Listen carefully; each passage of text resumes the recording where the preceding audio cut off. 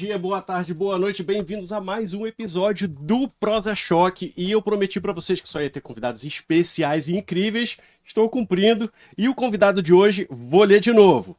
Nasceu no interior do Rio Grande do Sul, mas veio para o Rio de Janeiro para se consagrar como um grande ator, já tendo feito teatro, cinema e participado de muitas novelas, como A Favorita, Cobras e Lagartos, Império, Cara e Coragem, Amor Perfeito, só para mencionar algumas das mais de 30 obras para TV que contaram com o trabalho dele. Além de ator, atualmente tem uma grande presença nas redes sociais, onde se apresenta como o viado da família brasileira, abordando com muito humor e leveza questões fundamentais para a aceitação e visibilidade da comunidade LGBTQIAPN+. É casado com o autor João Emanuel Carneiro, 17 anos, e dessa união veio o filho Pedro, de quase 4 anos. Muito obrigado pela presença, Carmo Dalla Vecchia! Obrigado, Daniel. Obrigado pelo seu convite. Incrível. Tão bom estar aqui, tão bom falar sobre esses temas. Sim. Poucas pessoas às vezes passam essa experiência, então vamos falar nós que temos filhos pequenos, né? Que somos gays. E vamos respingar informação na sociedade, né? Isso Para que... as pessoas entenderem melhor, né? Não saírem falando coisa que não sabem, né? Porque eu entendo, né? Eu acho que você concorda que quando as pessoas começam a entender, o preconceito vai saindo levemente do lugar, né? Porque o preconceito, ele acaba aparecendo muito com a falta de informação. Então, quando a gente abre para falar, para informar, né? A tendência é que isso diminua, né? Eu acho que a informação ajuda muito. Mas eu acho que tem uma dose do preconceito que está enraizado nas pessoas que a gente não combate só com a informação, não. A gente combate com um espírito mais humanista, com o olhar e com querer bem ao ser humano que está ao redor. Porque tem pessoas que têm a cabeça fechada quando você fala do preconceito, né? Por mais que você chegue com ela para essa pessoa com dados, por mais que você explique, por mais que você fale que a religião dela não necessariamente é a sua religião e que você deve ser respeitado por isso, por mais que você fale que preconceito atualmente e que homofobia é contra a lei, não é? Crime. Mesmo assim é crime. Por mais que você fale essas coisas, tem pessoas que persistem com isso. Então eu acho que tem uma dose disso que a gente não pode negar, que é a questão básica do ser humano, né? Que é o querer o bem ao outro, que é reconhecer que para você ser feliz no mundo, a pessoa que está na sua frente também tem que ser feliz, tem um entendimento maior, humanista do universo que a gente mora. Sim. Você está falando de uma posição empática. De uma posição empática, de olhar, de respeitar as diferenças. Deveria ser tão né? simples, mas... Eu acho que historicamente a gente traz muito preconceito. Eu acho que e eu procuro falar muito sobre isso, uma das questões que eu mais falo sobre isso, sobre a questão do reconhecimento do preconceito, é porque eu acho que todos nós temos preconceito, eu acho que todos nós somos machistas. Todos nós temos preconceito de gênero, todos nós. Por quê? Porque a sociedade, a gente nasceu numa estrutura dessa forma. Sim. Então eu acho que a gente no dia a dia tem que tomar cuidado para não machucar o outro e se perguntar, será que eu estou ferindo a liberdade do outro? Será que eu estou magoando o outro? Será que eu falei uma palavra que estava completamente errada, num discurso completamente errado? Porque para muitas pessoas hoje, o mundo virou uma coisa chata. Ah, também, você não pode falar nada, é cheio de mimimi, não posso falar o que eu penso. O que tem de mais? O cara falou que ele é viado. Por que eu que sou hétero, então não posso chamar o cara de viado? Ué, porque não é o seu lugar de fala e porque durante muito tempo o viado foi xingado de viado. Então, se eu te der liberdade pra você me tratar desse jeito, você trata agora. Se tiver alguém do lado que for gay também e se incomodar com essa posição, respeita a pessoa. Então, são questões muito novas e muito novas para todos nós. Então, eu acho que o que a gente está fazendo aqui é justamente propiciando um diálogo para que as pessoas consigam entender que existem diferenças, consigam entender que você pode magoar pessoas, consigam entender que existe preconceito e que o preconceito está em todos nós, inclusive em mim e em você. Claro. Eu acho que quando a gente reconhece isso, as coisas ficaram mais fáceis. Eu te digo isso por quê? Porque uma das razões principais que fizeram com que eu quisesse falar sobre a questão da minha orientação sexual é reconhecer em mim o meu preconceito. A princípio, eu teria todas as razões para não falar. Ator, imagem pública. Geralmente os personagens que eu fiz na minha vida são personagens que são conectados com a história do galã, o par da mocinha. Então, cara, anos de psicanálise, chegando pro psicanalista dizendo, olha, hoje eu sonhei que eu morava numa casa de vidro. Olha, nada mais óbvio do que um sonho que a pessoa mora na casa de vidro, né? Ou seja, todo mundo tá olhando quem é você, o que, que você faz, a sua exposição, né? Mas ao mesmo tempo uma vulnerabilidade. Tinha Sim. isso? Vai que começa a tacar pedra aí.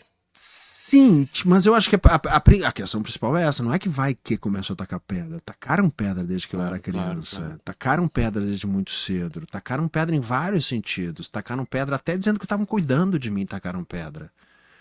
Então tinha todas essas questões que eu tinha todas as razões do mundo para não falar, até o momento que durante anos de psicanálise o cara chegou para mim e disse: será que isso não é um pouco de preconceito? Eu preconceito? Como assim? Eu sou viado, como é que eu vou ter preconceito com viado? Aí você começa a olhar para você e dizer: não, peraí, tem preconceito. Aí quando eu percebi isso, eu disse: não, talvez a única forma de eu diminuir, não sei se eu vou conseguir erradicar, mas diminuir o preconceito é falando sobre isso, sobre o assunto. É dizendo: não, o negócio é o seguinte, aqui, sou viado, sou casado com um homem, tenho filho. E nesse sentido, talvez eu quis muito dar esse exemplo porque eu tinha uma estrutura de vida legal. Mas essa exposição foi tua cura. Foi, mas você vem se curando foi, de você mesmo. Mas eu não sabia disso, vai. Na hora que eu fiz, um salto no escuro sem rede de proteção. Foi um tipo, eu vou falar porque eu tenho uma necessidade de pertencimento, porque se as pessoas não acham legal a forma como eu sou, isso é uma questão delas, isso eu já tinha entendido, isso não é mais uma questão minha, isso é um problema seu. Se você tem problema com a questão da minha sexualidade, agora entendi, isso é um problema seu. Sim. Mas, ao meu redor, existiam várias questões que poderiam ter sido complexas, né? E que eu resolvi levantar a cabeça e dizer, não. Foi planejado? Deixa eu focar na luz. Cara, foi mais ou menos planejado. Não foi nada planejado. Foi um dardo que eu te falo. Eu recebi uma zarabatana. Alguém fez assim, no meio de uma sessão de massagem, que eu disse, eu tenho que falar com a Sofia. Ali. Claro que foi uma construção de uma série de questões que aconteceram na minha vida, uma construção longa de sessões de psicanálise, do preconceito que eu sofri, da imagem pública que eu tenho, do casamento que eu tenho, uma imagem longa da morte do meu melhor amigo por Covid, de uma série de questões que atingiram em mim, que chegou num determinado momento, pandemia, pessoas morrendo. Sim. Eu acho que durante a pandemia, se existia um lado positivo de tudo que aconteceu, fez com que muitas pessoas questionassem, pensassem sobre realmente o que importa na vida, vendo o quanto a nossa vida é frágil, vendo quanto pessoas ao nosso redor estão morrendo de maneira mais estúpida no mundo, vendo o quanto estava existindo negacionismo ao redor daquela doença monstruosa, de tudo aquilo que estava acontecendo. Então eu acho que muitas pessoas questionaram muito. Talvez esse detalhe, talvez a pandemia tenha sido o sal e a pimenta que colocou em cima e disse, não, eu vou falar. E eu vou falar porque eu acho que isso pode ajudar outras pessoas, e eu vou falar porque isso vai me curar, e eu vou falar porque nesse momento isso é importante para mim, e porque também eu não tô ganhando nada em não falar. Eu senti que eu não pertencia a lugar nenhum, era uma situação muito chata. E você não tava ganhando nada em não falar, mas a sensação que dá é que você sabia que ia ganhar falando.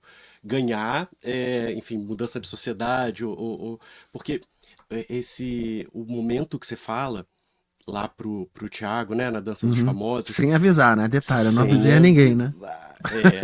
E assim, é um momento que me marca como um momento muito lindo, porque você fala duas coisas que me chamam, você tem dois direcionamentos que me chamam muita atenção.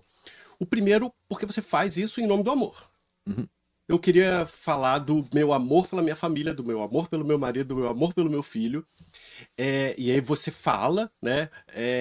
E aí depois você já anuncia o que vai vir depois, que é se isso servir como referência, né? Para que a gente tenha mais representatividade, tô aí, né? Você já sabia que entraria nessa exposição, até nas redes sociais? Não. Foi despretensioso? Não é que tenha sido despretensioso, é que a partir do momento que eu já falei, já estava ali, já tinha, eu acho, uma grande representatividade. O simples fato de chegar ali e dizer, ó, o assunto é esse, a história é essa, eu acho que ali já era o suficiente para muitas pessoas olharem e dizer, ó, interessante, o cara tá lá, o cara tem família, o cara razoavelmente é bem-sucedido, tem salário, tem amigo, tá tudo certo, parece ser um cara feliz, parece lidar bem com a situação, a princípio não apanhou na rua ainda, parece que tem uma profissão estável. Eu acho que isso já por si só já daria um bom exemplo para muitas pessoas, como outras pessoas como eu fizeram.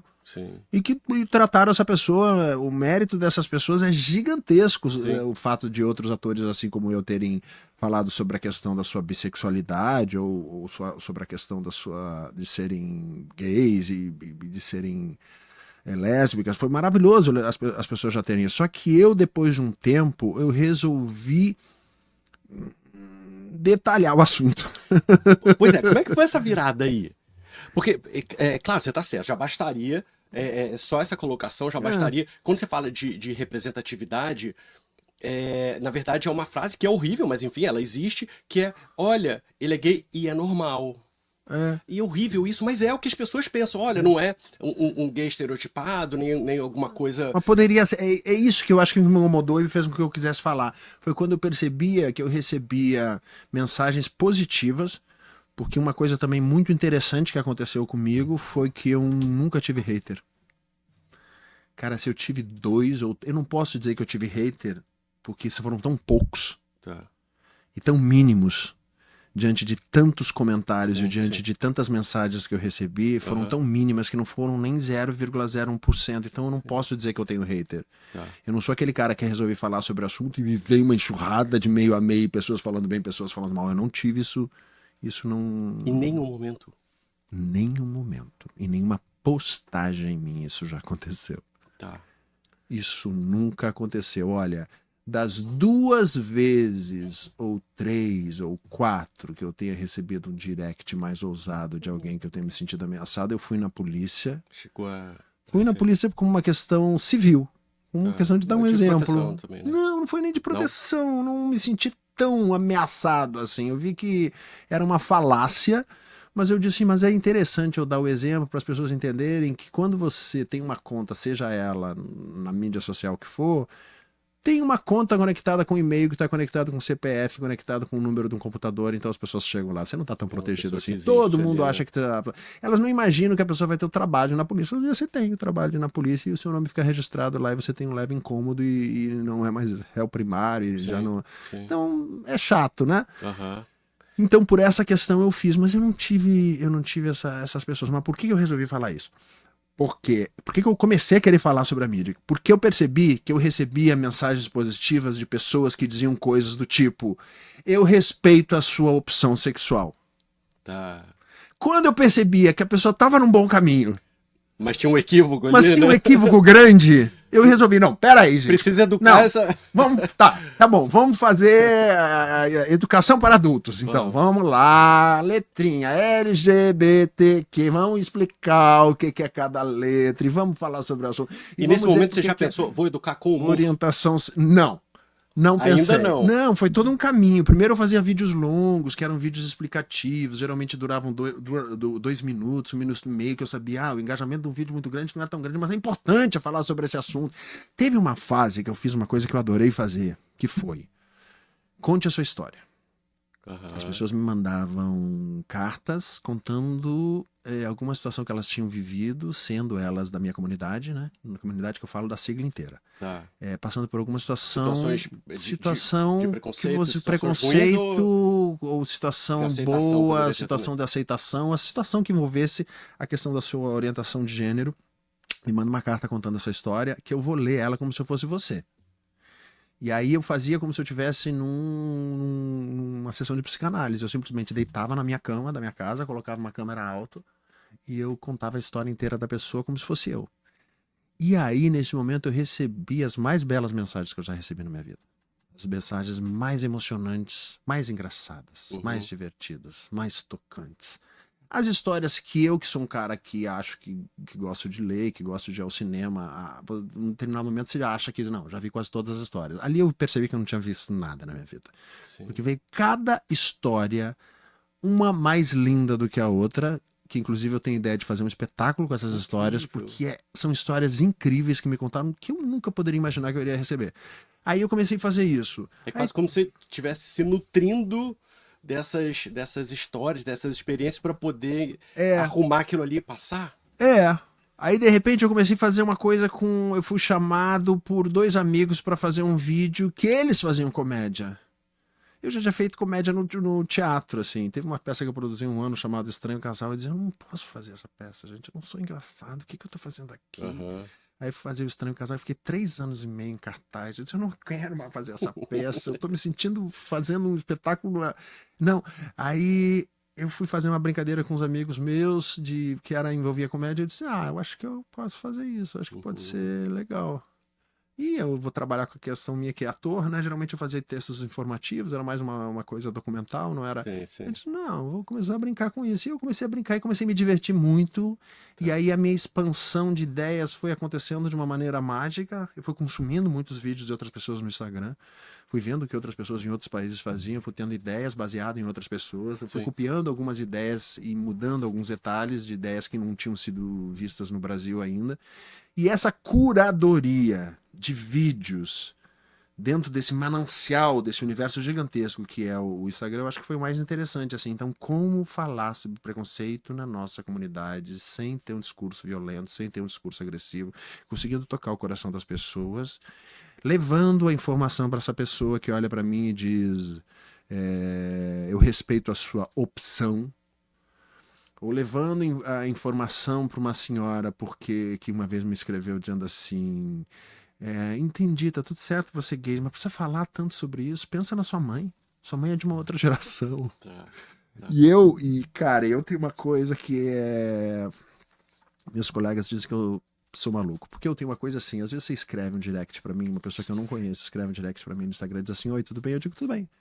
O que você tá fazendo agora? Eu tô indo na fisioterapia. A partir daí eu começo uma DR, uma conversa com a pessoa de horas. E muitas vezes eu fico amigo de algumas pessoas. Sim. Eu já tive várias pessoas que eu conheço na minha vida que hoje fazem parte do meu dia a dia, que saíram do Instagram. Sim. De verdade. Eu tenho pessoas das dos mais diferentes universos. Eu tenho um grande amigo meu que é médico do sono, que mora em São Paulo. Eu tenho uma grande amiga minha que é doceira no interior da Bahia. Eu tenho um político no interior de Minas. Tem ex-padre. Tem pessoas de universos completamente diferentes e extremamente enriquecedores para um ator como eu, que vieram através de conexões com pessoas aleatórias que eu criei no Instagram, porque eu respondo todo mundo. Todo mundo que vem no Instagram eu respondo. Aí eu comecei a fazer, aí eu comecei a ver que existiam vários lugares, várias pílulas, várias formas.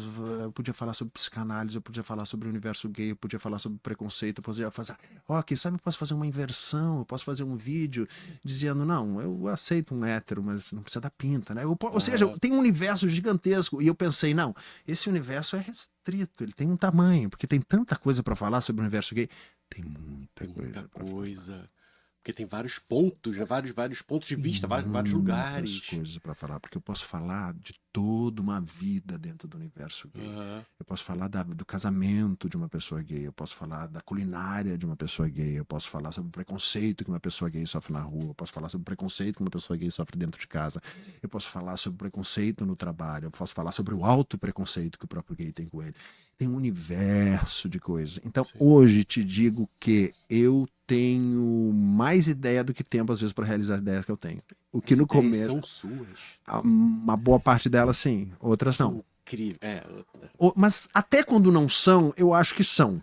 Você dá o teu tempero Eu ali. mexo muito no que já foi feito. Eu mexo muito. Se eu vejo uma ideia de uma pessoa que fez uma coisa, tal coisa ali, muitas vezes eu olho e digo, isso ficaria bom se eu fizesse tal coisa aqui, modificasse a trilha e trocasse o sentido e fosse pra cá. Sim. Você acha mais fácil acessar as pessoas pelo humor? Você acha que as pessoas acabam tendo uma receptividade? O humor é mais perto. Fica mais leve. Fica mais leve. Se bem que, quando não era pelo humor, eu já fazia uma conversa doce, né? Eu não chegava dizendo, escuta aqui. Não era agressivo. Tem isso. E você tá fazendo isso. Tá vendo? Você tá sendo preconceituoso. Então, mas era uma educação quase em tom de sermão. Cara, muitas vezes explicativa, não tinha isso. Mas realmente, quando você vai pra comédia... Não, tô falando de uma pessoa que não tem disponibilidade pra escutar. O humor, ele dá uma quebrada, ele entra pela porta dos fundos mas ali, tem né? uma coisa que acontece interessante nas minhas postagens. Muitas pessoas, eu tenho ganhado muitos seguidores, né? E muitas pessoas veem pelas mais variadas razões. Às vezes, porque é comédia, então independente de ser uma comédia gay, é uma comédia e é engraçado. Outras pessoas veem pela relação pai e filho, porque se você pegar meu Instagram, eu não sei exatamente os dados, mas ali 76% são mulheres, não são homens. Tá. Eu sou um homem gay declarado. Aham. Você pensa, não, então, não, tem muitas mulheres que estão ali. Imagino eu que a grande parte das mulheres que estão ali são heterossexuais. Ou seja, a grande parte das pessoas que me seguem no Instagram são mulheres heterossexuais que parece que não tem problema com eu ser gay. Aham. Parece que isso não é uma questão para elas. Sim, sim. Que estão me seguindo ali. Agora, então o que acontece? Pessoas vêm dos mais variados motivos. Às vezes eu posto uma coisa com o Pedro e eu vejo que cresce muito. Mas, se eu postar no Instagram alguma coisa, pode ser engraçada, mas que tem uma conexão de pele a pele, de homem com homem, uma brincadeira, eu percebo que naquele dia, Dá uma 2.000 caidinha. pessoas podem ir embora. Não vai mal que no outro dia elas voltam, tá tudo certo. Tá. Tá tudo certo. Uhum. Mas então é claro, o preconceito existe, o preconceito tá aí. Teve uma brincadeira que eu postei no Dia do Amigo, essas fotos que a gente tá cansado de ver que passa no Instagram, jogo de futebol, sim. os garotos se pegando. Sim, maravilhoso. Não gostaram daquilo. Eu percebo claramente o que dá certo, o que não dá certo, como funciona e como não funciona. Sim. Então, eu percebo que eu chego de uma maneira doce, fácil, não tenho hater, mas dependendo do lugar onde eu for, pode ter preconceito. Teve um vídeo que eu fiz que foi um dos mais lindos que eu fiz com o Alan, que é um garoto que faz a minha novela, um ator maravilhoso, que é completamente heterossexual, e a gente recriou o Ghost, Aham. a cena da argila. Tá, maravilhoso. E ele é lindo, Uhum. sem camisa na frente, brincando com a argila. Eu chego por trás dele e abraço ele. O vídeo é lindo e é engraçadíssimo você Sim. fazer a paródia com aquilo. Aham. Não gostaram. Porque Não tinha um homem tocando no outro homem. Tá. E é engraçado, por exemplo, eu faço vídeo com o Kaysar.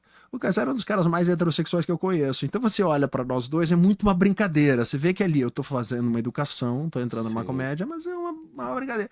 Não oferece perigo, as pessoas gostam muito. Então eu Tá. vejo uma maneira de como lidar com Porque esse já preconceito. reconhecem nele esse...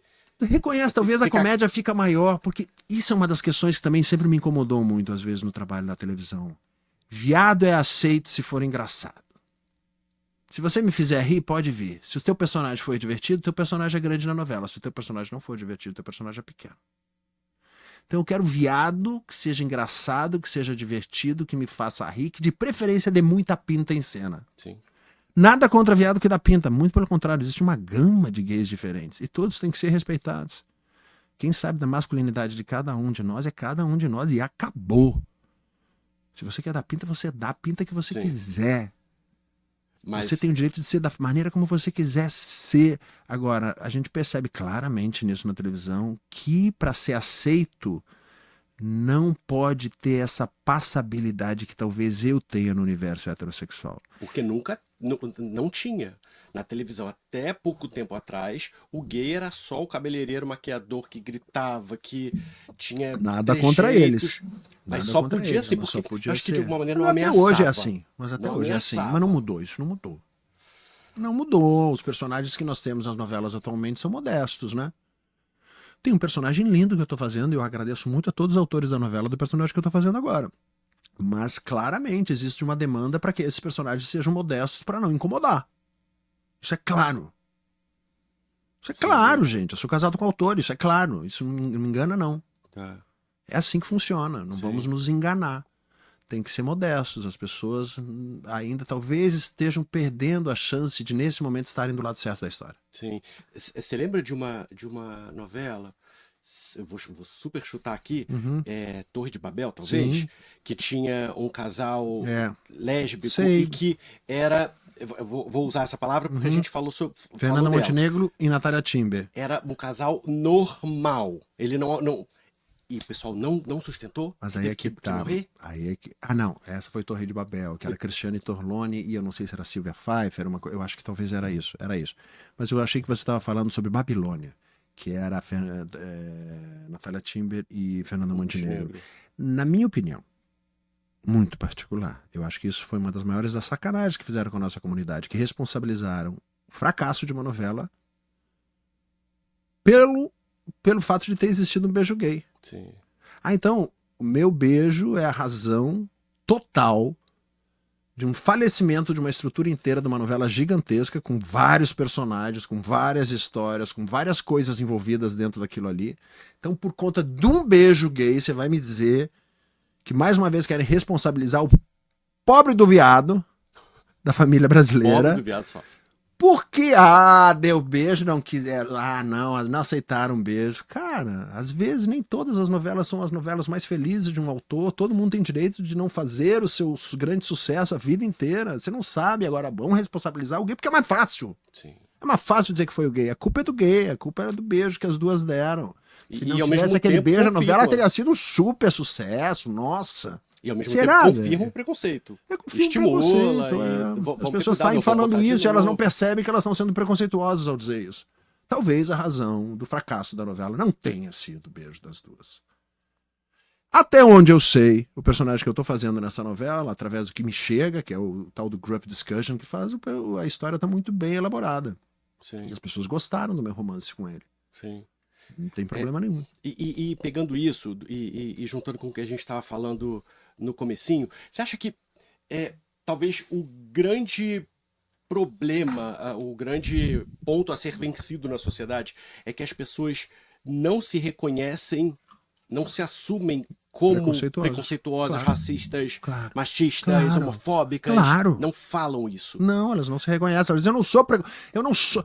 A famosa frase, eu não sou preconceituoso, eu tenho até amigo gay, é a coisa mais comum do mundo. E as pessoas não percebem a loucura que elas estão falando ao repetir essa frase. Eu tenho até amigo gay, ou eu tenho amigo gay, isso comprova que você não tem preconceito? Sim. Porque você aceita que aquela pessoa conviva do seu lado? É isso que você está me dizendo? Uhum.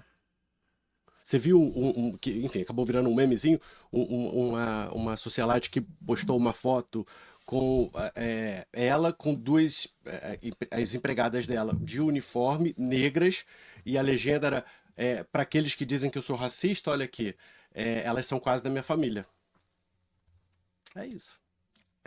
Tem que botar um espelho na frente dessas pessoas. Talvez pessoas como você, com o seu trabalho, pessoas como eu, a gente tente ajudar essas pessoas de uma maneira suave a colocar um espelho na frente delas e observar elas se observarem E e colocar dizer, não, com cuidado, que eu acho que é o que a gente faz, né? Você com humor, eu com esse cuidado. A gente faz com cuidado, mas tudo tem limite, mas a gente faz com cuidado. Sim, tudo tem limite. Se precisar gritar, a gente grita também, mas a gente faz com cuidado. A gente grita. Porque com essa questão do preconceito, o grande ponto é a gente tentar mostrar para essa pessoa que ela é preconceituosa, porque é só a partir desse reconhecimento de, eita, eu acho que eu sou.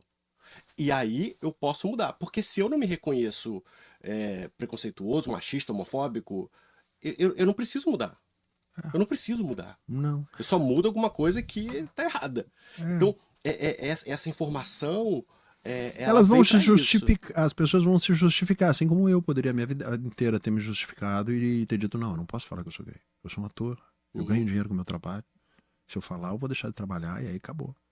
Eu acho que também chegou numa fase na minha vida que eu disse, esse é o preço que eu tenho que pagar, eu não pago esse preço. Sim. Mas não foi um preço que eu precisei pagar, pelo menos não tem sido até hoje. Já faz 2 anos que eu falei sobre o assunto e eu acho que tá tudo certo. E você percebe o teu desenvolvimento ao longo da vida, já sei que você faz psicanálise, né?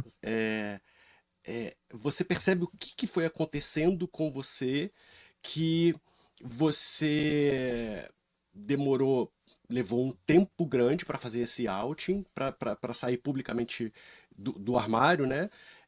Você percebe o que aconteceu que foi ali em 2021? Percebo. Foi aquilo que eu falei, morte de muita gente ao meu redor. Tá. Eu olhando há muito tempo com a sensação de que eu queria pertencer a algum lugar e as pessoas dizendo não. Que bobagem é essa de pertencimento? Cara, uma pessoa que não acredita em psicanálise, a gente tem que desconfiar. Sim. Porque é uma pessoa que não acredita no subjetivo. É uma pessoa que não acredita no subjetivo. Eu tenho um ex-marido meu que falava e disse assim, não posso. Eu fui na psicanalista, eu olhei pra ela e disse que eu tinha a sensação de que tinha uma faca na garganta. Se eu tivesse... E ela disse, é uma faca na garganta? Eu disse, não, é figurativo que eu tô dizendo. E ele tinha uma dificuldade a entender que não, esse sentido figurativo, esse sentido sensorial, esse sentido imaginário, das coisas, fala muito sobre você, fala muito sobre a pressão que você pode sofrer ao seu redor e fala muito das mudanças que talvez você tenha que tomar na sua vida de uma maneira concreta, as ações que você vai promover. Sim. E te ajuda. E te ajuda Você e teve muda esse a sua apoio vida. Eu na tive tua um análise. psicanalista sensacional que me acompanha até hoje, há mais de 15 anos, que foi a pessoa que eu dou crédito a ele de internamente na minha cabeça olhar pra mim desde o começo e dizer: e qual o problema? Uhum. Ah, mas eu sou ator. Sim, qual o problema? Mas você não acha que o preconceito talvez seja um pouco seu, não? Tá. Eu? Preconceito? Não, eu sou viado. Como é que eu vou ter preconceito? Eu sou viado. Opa, Uhum. talvez seja maior ainda. Ali naquele momento, você percebe a influência do Pedro nesse teu posicionamento? Porque te falo sobre mim. Quando eu fui pai, quando o Dom, que agora é Bela, chegou, eu pensei, eu tenho que. Tem coisas que eu me privo, tem coisas que eu faço até hoje em dia que eu não posso. Acabou. Eu tive uma mudança também de exposição pública, assim, de posicionamento, de andar na rua, né? De estar junto ali, porque como é que eu vou mostrar para o meu filho que eu tenho vergonha ou que eu não lido bem com algumas situações sobre mim? E aí eu tive uma grande motivação disso. Você teve também? Eu acho que há mais ou menos no ano de 97 eu me tornei um praticante budista. Então, desde o momento que eu me tornei um praticante budista, todas essas questões vieram de uma maneira mais forte também na minha vida. Uhum. Né? O budismo é uma religião que fala que se a sua vida não está de acordo com como você gostaria que tivesse, você tem que olhar para as ações que você promove. Ou seja, dentro da prática budista, você não é vítima de nada, você não é um coitadinho. E se está acontecendo contigo, alguma tu fez ou alguma tu tem para aprender com essa história que está acontecendo na tua vida. A responsabilidade é tua. Então agarra, abraça, beija e tenta pegar essa pedra que está no teu caminho e transformar ela o mais rápido possível num trampolim, que é o único jeito que você vai chegar numa maneira mais evoluída. Tá. Então, vamos falar que, filosoficamente, o budismo já desde muito cedo me deu uma estrutura de vida de me ensinar. Não sou vítima. Tá acontecendo comigo alguma? Tem, né? Eu acho que quando veio Pedro, eu pensei, se eu fizer essa ação, eu vou ser um cara muito foda. Poucos caras fariam o que eu fiz. Se eu fizer essa ação, eu vou ser muito foda. Talvez eu não sei se meu filho vai entender isso, ou não. Eu vi a minha relação minha com meu pai também. E eu vi que o tempo fez com que eu entendesse e visualizasse meu pai de uma maneira mais clara, mesmo eu tendo tido pouquíssimo contato com ele durante a vida. Eu acho que se eu tive a coragem de ser tão forte assim, isso certamente respinga no meu filho, de uma maneira muito positiva. Sim. E é engraçado, porque aí vem os preconceitos, né? Aí você vê pessoas, às vezes, que estão ao teu redor, e pessoas, às vezes, muito próximas que chegam para você e dizem, como devem ter dito para você também, coisas do tipo, só penso no Dia das Mães, como é que vai ser na escola do seu filho? Tadinho. No Dia das Mães, né? A pessoa, quando fala essa bobagem, ela não percebe o quanto ela tá falando dela. Ela tá falando do preconceito dela. E se você disser isso pra essa pessoa, ela vai dizer, não, eu tô pensando na proteção dele, eu tô pensando no carinho que eu tenho. Ela não percebe que ela só tá botando o preconceito dela pra fora. Começando que o dia das mães dentro da escola é dia da família. E que se seu filho tiver uma boa educação dentro de casa, uma boa estrutura emocional, sentimental, psicológica, isso é pinto. Sim. Né? Sim. Algumas pessoas íntimas chegavam pro meu marido e diziam assim, ó, se fosse você, eu já procurava um psicanalista pro seu filho. Ele não vai precisar, né? Bom, psicanalista eu acho que todo mundo precisa, independente de você ser gay ou não, Sim. ou de você passar. Isso é um elemento maravilhoso, que se você tiver sorte nessa vida, mas não por essa razão. Que ele precisaria de talvez de um... Já tá colocando que vai sofrer por... colocar de uma maneira profilática, porque vai ter... Porque, a questão de ser gay, filho de 2 homens, tadinha dessa criança. Agora, E aí, isso isso aconteceu algumas vezes e você vê que essas notícias respingam, mas...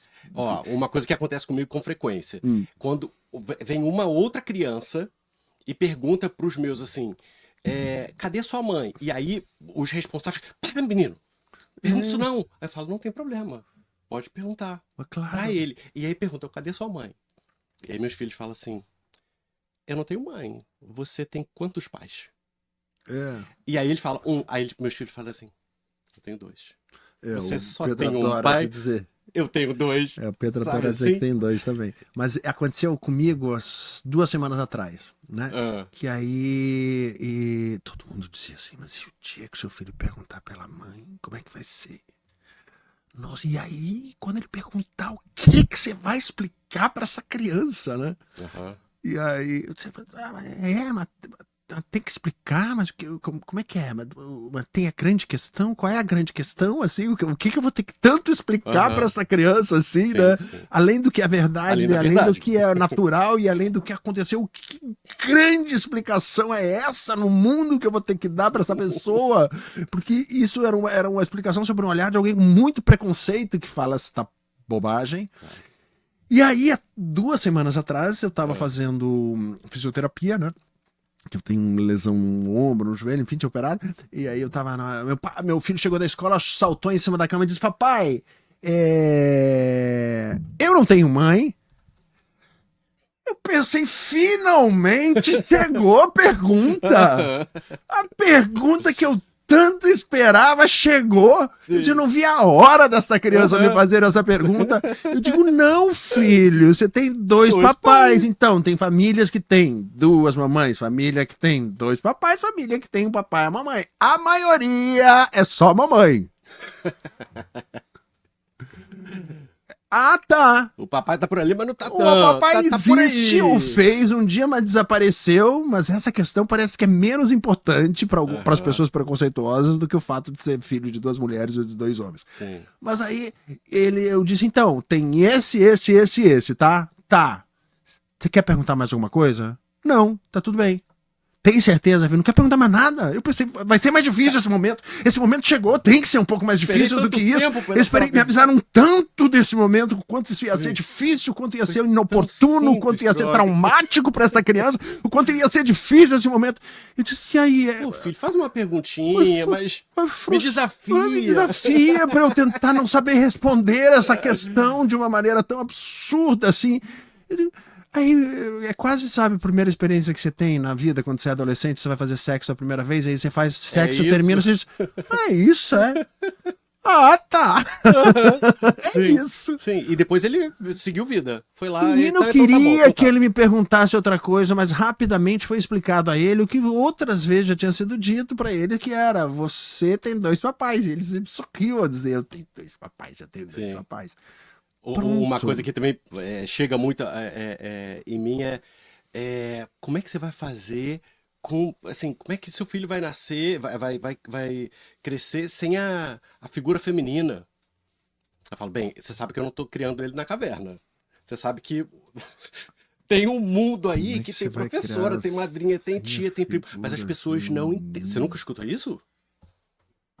Ainda não? Mas, cara, e sem a figura masculina? Aí a gente começa a história, e sem a figura masculina, que é a maior parte, né? Como é que é? As crianças viraram o quê, né? Não sei, 11 milhões de crianças no Brasil que são criadas só pela mãe, é um número altíssimo, uma coisa assim, né?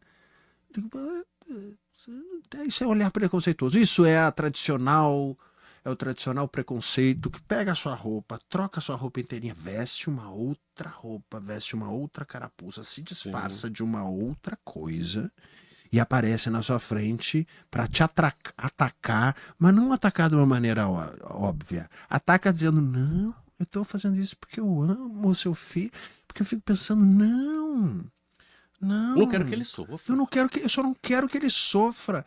E o mais difícil, às vezes, é quando você vai falar, eu recebo muita mensagem, 2 mensagens que eu recebo muito. Agradecimento de mães, que vem através do direct, do Instagram ou de mensagens, e da minha própria família, da minha mãe.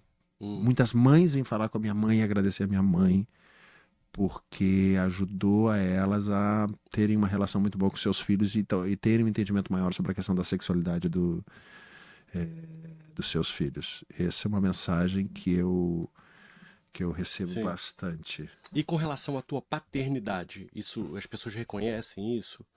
Acho que da maneira que eu mostro ela, do tamanho de pai que eu sou, com os tem cuidados como que eu não, tenho né? do meu filho, se alguém não reconhecer, é porque realmente o Mas- preconceito, aí o preconceito vai ter que dar uma Mas volta, não te, menino. não, mas assim, O não te preconce- elogiam de uma maneira, nossa, você é um pai incrível, enfim, mas a gente entende que todos deveriam ser assim, e o errado é quem não é, né? Mas existe uma inversão e um parabéns, um reconhecimento por alguma coisa que não te dá essa estranheza de, mas Não, eu tô só amando meu filho, me dá uma sensação de que muitas mulheres olham de caramba, queria tanto que meu marido cuidasse metade do que Isso. esse homem cuida do Sim, filho sim, dele. sim.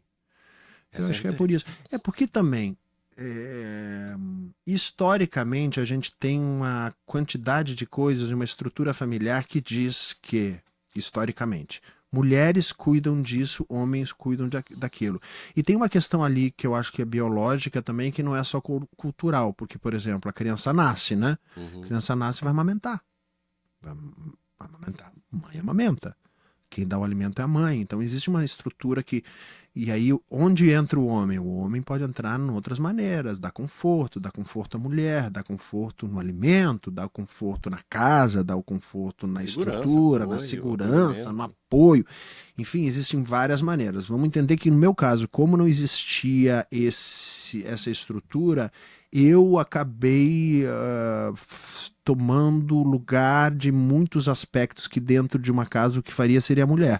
Então eu sempre falo que dentro da paternidade, eu, João e Pedro, eu sou o que as pessoas geralmente olham e é uma mulher. Tá. Eu assumi muito esse lugar. Essas funções, né?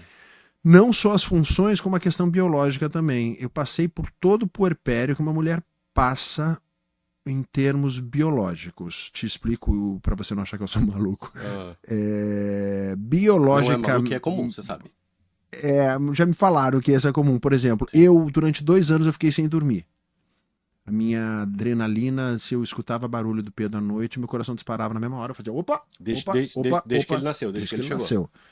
Eu tive melasma de gravidez. Eu brinco que pra ter melasma de gravidez tem que ser o mais viado de todos os viados. Pra ter melasma, velho, tu não tem que ser muito viado. Tu não pode ser pouco viado, não. Pouco viado não tem melasma, não. Não faz melasma. Não faz melasma. Pra ter, é quase com um certificado grudado na testa, assim. Aham. Diz, tu realmente é viado demais. Pra ter tido melasma. Olha que não é toda mulher que tem melasma. Mas pra ter conseguido ter um melasma de gravidez, Sim. tem um má viado, todos viados. Então eu tive por essa fase biológica, talvez muito perto do que seria o que acontece com uma mulher. Então, a parte do Pedro, no que diz respeito a comeu, não comeu, o que comeu, foi no banheiro, não foi no banheiro, que roupa tá usando, como foi a noite de sono, presente da professora, quem tá de aniversário esse mês, precisa ir ao teatro, quais são as atividades que ele vai fazer além da escola. Esse cuidado que geralmente do dia a dia que vai para uma mulher, quem entrou fui eu. Por mais que eu tenha babá, desde o momento que o Pedro nasceu, por mais que eu tenha uma babá que geralmente cuidou de uma boa parte, ou da maior parte de troca de fralda, de alimentação, eu sempre fui um pai muito presente e nunca me incomodei e nunca tive ciúme de babá, como às vezes eu vejo que acontece com muitas mães. Sim. Que não permitem, às vezes, que a babá dê o alimento para a criança, tem que ser a mãe, porque senão é briga dentro de casa. Não teve muito isso. Mas teve uma questão que eu vejo que aconteceu muito, de uma conexão muito forte comigo com o Pedro. Por exemplo, a primeira febre dele, quem viu fui eu. Dentro da minha casa tinha a babá e dentro da minha casa tem a madrinha dele, que é a minha cozinheira, que é a madrinha do meu filho, que é quem cuida dele. Quem viu a primeira febre, pegou no colo e disse, fui eu. Tem coisas, às vezes, que eu percebo que não tá na escola do como criar uma criança, que eu olho e digo, não, isso tá errado, velho. Sim. Não, isso tá errado. Uhum. Primeira vez que eu vi uma babá que trabalhou comigo, ela ficou até tempo demais. Ela ficou 3 anos e meio. Eu nunca troquei pessoas que ficam ao meu redor. Geralmente a pessoa que entra, ela fica. Mas eu tinha uma babá em especial, que eu percebi que desde o primeiro momento que o Pedro chegou em casa, existia uma questão alimentar com ele que eu achava estranha. Ela queria regular os horários da alimentação quando ele ainda era muito bebê. Imagina, eu cheguei dos Estados Unidos com o Pedro com 3 semanas. A criança precisa esperar 3 semanas para pegar o voo. Eu vi ele ali, chorou um pouquinho, ela queria segurar para organizar. Eu já achei um pouco aquilo estranho, mas ao mesmo tempo Segurar pra filho, organizar o quê? o horário de alimentação dele, para ele comer de em tantas horas, eu já achei aquilo estranho, mas ao mesmo tempo eu estava rodeado de mulheres que chegavam e me diziam, aí eu achava que ela forçava demais ele a comer. Aí chegava outra pessoa e dizia assim para mim, não, seu cara, criança com anemia perde o cabelo. Colocava um terror na minha cabeça e eu desconfio, não tem alguma coisa aqui. Não, e num momento de vulnerabilidade. Tem né? alguma coisa A gente fica errada, vulnerável mas quando vamos vê lá, assim, né? historicamente, geralmente não são homens que cuidam de crianças. Aí o que eu fui fazer na mesma hora? Fui pra internet, Google, alimento, criança, alimentar criança, mamar, papinho. Fui pesquisar todo esse universo. E dentro do Instagram, a gente encontra mulheres maravilhosas e sensacionais que nos ensinam muitas coisas, Claro. em pílulas que você observa lá que são fenomenais. Sim. Tava certa, ela tava errada.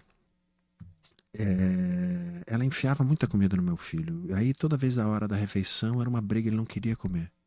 Ele não queria comer. Aí chega aquela hora do celular, né? É muito fácil você alimentar uma criança com o celular ligado, né? Ou com o desenho passando, né? A criança lá. Enfia Sim. comida goela abaixo da criança. Come aquela Sim, comida, sim, não sim. viu o que comeu, não participou da hora do Não alimento. dá trabalho. É muito mais fácil. Sim. Aí, num determinado momento, por exemplo, eu estava com uma babá e ela ligou o celular. Eu digo, não, eu prefiro que ele coma sem celular. Não, mas é melhor para alimentar. Eu não quero que o meu filho coma com o celular. Mas por que você não quer? Google. Você acha que isso era uma desautorização por você ser homem? Homem não entende. Homem não entende. Talvez. E porque eu acho Eu que sou mulher, existia... eu sou autoridade. Talvez, e porque eu acho que também existe uma cultura errada, às vezes, que a gente tem que aprender. As coisas melhoram em muitos aspectos no mundo. Algumas não, mas muitas melhores. Claro, o conhecimento sobre essa cultura, sobre como se faz, como não se faz, a gente percebe. Não se enfia comida goela abaixo criança. Não se alimenta criança com vídeo passando. É mais fácil? Claro que é mais fácil, irmão. Você dá alimento pra criança em 3 segundos, mas não é bom. Por quê? Porque ela não se concentra naquele momento que está acontecendo, porque a refeição vira uma coisa aleatória, porque ela pode comer demais, porque esse hábito pequeno dela comer demais agora no futuro pode ser um grande transtorno alimentar que ela vai passar, porque ela pode condicionar toda vez que ela vê televisão ela tem que comer. Então, quer dizer, assim, uma série de questões que acompanham isso.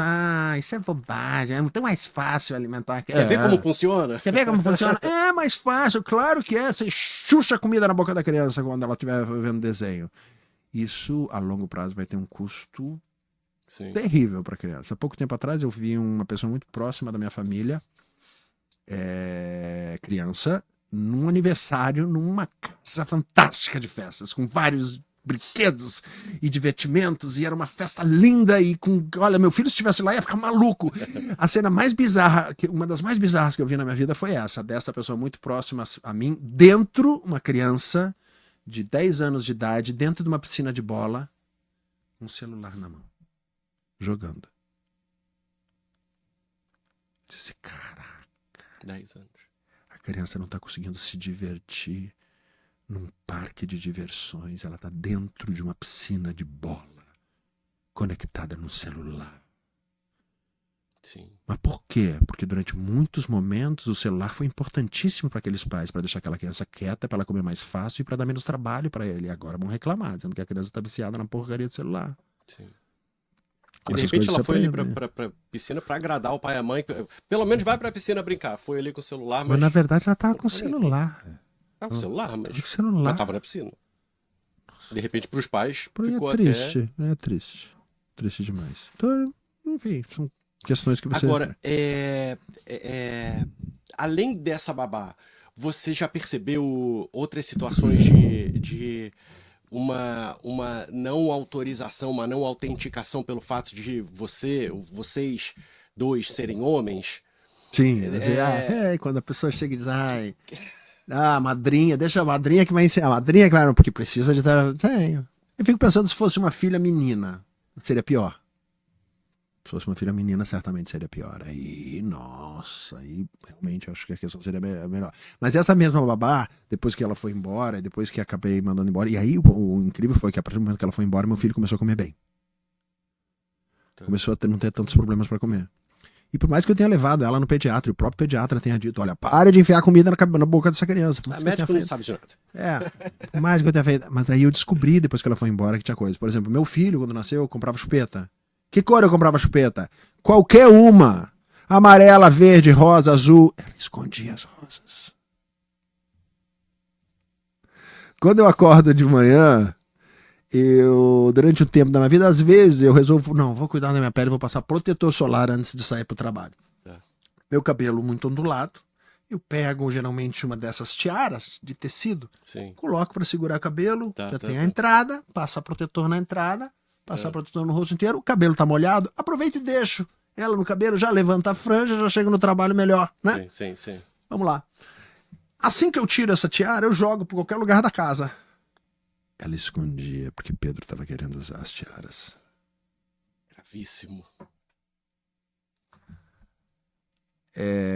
Há pouco tempo atrás, eu com uma babá, meu filho olhando brinquedo. Meu filho tem uma coisa muito, até demais, heterossexual demais na questão dos brinquedos dele. É carrinho e bola, carrinho e bola, carrinho e bola. O dia que ele ganhou uma bola, ele ficou vermelho de emoção. Ele deu 2 passos para trás, encostou em mim e ficou... Nossa! Se você quiser dar um presente pro meu filho e não for um carrinho, ele vai chorar. Ele quer um carrinho. Que carrinho? O carrinho que for. Um carrinho. O carrinho pequenininho. Ele vai amar o carrinho de coisa.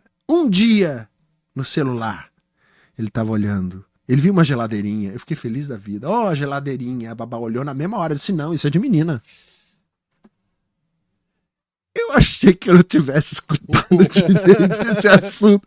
Eu falei pra ela, como é que é? É o quê? Ela me olhou e disse, menina. Bobagem que eu falei, né, seu carro? Eu digo, Temos uma geladeira aqui na cozinha. E pior, e ela disse, você tá certo, porque meu pai é um excelente cozinheiro. E eu disse, sabe o que é o pior disso que você falou? Não é nenhuma questão de preconceito com gênero, você tá sendo machista.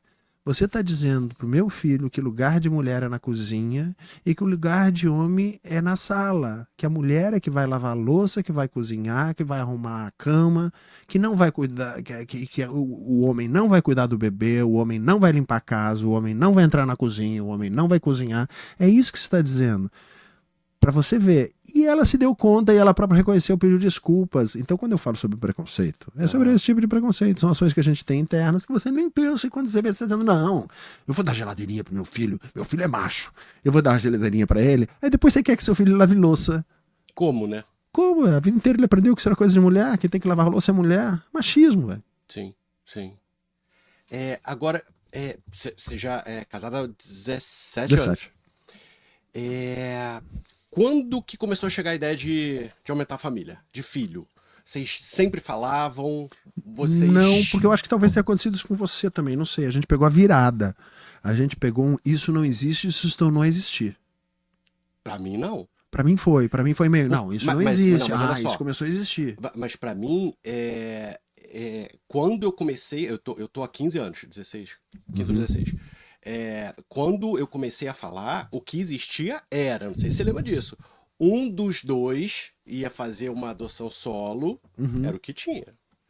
E o outro entraria depois de um tempo. Mas muito rara, né? Uma história muito rara também, não é? Mas acontecia. Acontecia. No meu caso, eu pensava na questão, eu pensava adoção, não existia barriga de aluguel. Então, primeiro não pensava em ser pai. Dizer, não, viado, depois viado constitui família. Viado, geralmente casamento, dura pouco. Aí quando eu vi, eu já estava casado há muitos anos com o João e não me parecia que a gente queria uma outra vida além da que a gente tem juntos. Você ficou assim 10 anos com ele sem Não, pensar. talvez uns 8, 9. Até 8, 9 não aparecia esse assunto. Não parecia esse assunto. De repente a gente começou a ver uma empresa nos Estados Unidos, Elton John, Uhum. começando a fazer Barriga de Aluguel. A própria Glória Pérez, quando escreveu a novela Barriga de Aluguel, foi maravilhosa, né? Só que Sim. naquela época ainda a história não era de um casal homoafetivo. Mas já precursora de tudo isso, gênia, Glória. Uhum. E aí começou a escutar isso. Parece que tem um cara em São Paulo, advogado, que fez. Parece que tem um cara que. Vamos conhecer essas pessoas. E aí a gente foi atrás de conhecer pessoas que tinham feito. Começou como uma curiosidade? Começou com isso existe mesmo? Como é que faz? Porque parece tão difícil de fazer. Como é que funciona isso? Ignorância total. Como é que é? Existe. Você pega um óvulo, você compra um óvulo que é inseminado com esperma dentro da barriga de uma outra mulher, ou seja, desfigura um pouco a figura da mãe. E aí eu não tinha ideia. E aí, se quiser, pode ser gêmeos, com o esperma de cada um. Olha que interessante, gêmeos biológicos, mas ao mesmo tempo de cada um, com o mesmo gene, de uma mesma doadora. Enfim, essas ideias começaram a aparecer na nossa cabeça. E não vamos esquecer que também tem muitas pessoas que têm preconceito com casais gays que fazem barriga de aluguel. Por que não adota? Sim. Você é uma pessoa que adotou. Eu fiz barriga de aluguel. Existem muito caras de pessoas que... Já aconteceu comigo de eu fazer uma entrevista, por exemplo, com um cara que era gay e era adotado. Eu percebi que ele se incomodou por ser barriga de aluguel. Uhum. Por que não adotou? Sim. Eu digo, porque você é gay e ser gay não te dá direito de escolher? Sim. Te tira esse direito? É porque a adoção, que é o que eu vivo e você não, as pessoas entendem como um lugar de caridade. As pessoas falam pra mim e não falam pra você, falam pra mim, que gesto lindo que você fez com essas crianças. Que coisa linda. Te incomoda isso? Me incomoda. Entendo Me perfeitamente. incomoda. Claro. Falo, não, Claro, não, claro. eu só Porque fiz não a é minha caridade, família. né? Eu nunca pensei sobre isso. Você está me trazendo uma informação que não foi onde eu fui. Mas realmente, caridade, você está fazendo caridade quando você resolve trazer crianças ao seu universo. Caramba, criança é um potencial tão gigantesco de felicidade dentro de uma casa que eu acho que é mais fácil a criança estar fazendo caridade aos adultos que a adotaram. Sim. Caridade é uma palavra errada para falar isso. Mas aí você muito começa a me falar isso, começa a me dar creca também com essa questão da religiosidade às vezes. Porque caridade me parece uma palavra muito conectada com uma determinada prática religiosa. Não iria tanto assim, não. Tá ali no dia a dia. De olha, fazendo tem tanta criança. caridade. Você nunca escutou gente falando que, eu já tive um biológico, agora eu quero adotar, porque, enfim, tem um monte de criança precisando aí. Você fala, não é. Não sei. É a primeira coisa. Quando estranho. a gente fala sobre Mas tá vendo, adoção, é a importante primeira você coisa falar é sobre essa. isso, porque as pessoas precisam entender. É que nem expressões de PCD às vezes. Às vezes você vê um cara que é um atleta, que é PCD, que tem alguma... E você diz, não, você é um exemplo de superação. Tudo que eles não querem escutar isso. Claro. Ele não é exemplo de superação nada. Ele ralou pra caramba, tanto quanto qualquer outro atleta, Sim. pra estar no esporte. Então ele não é exemplo de superação de nada. Uhum.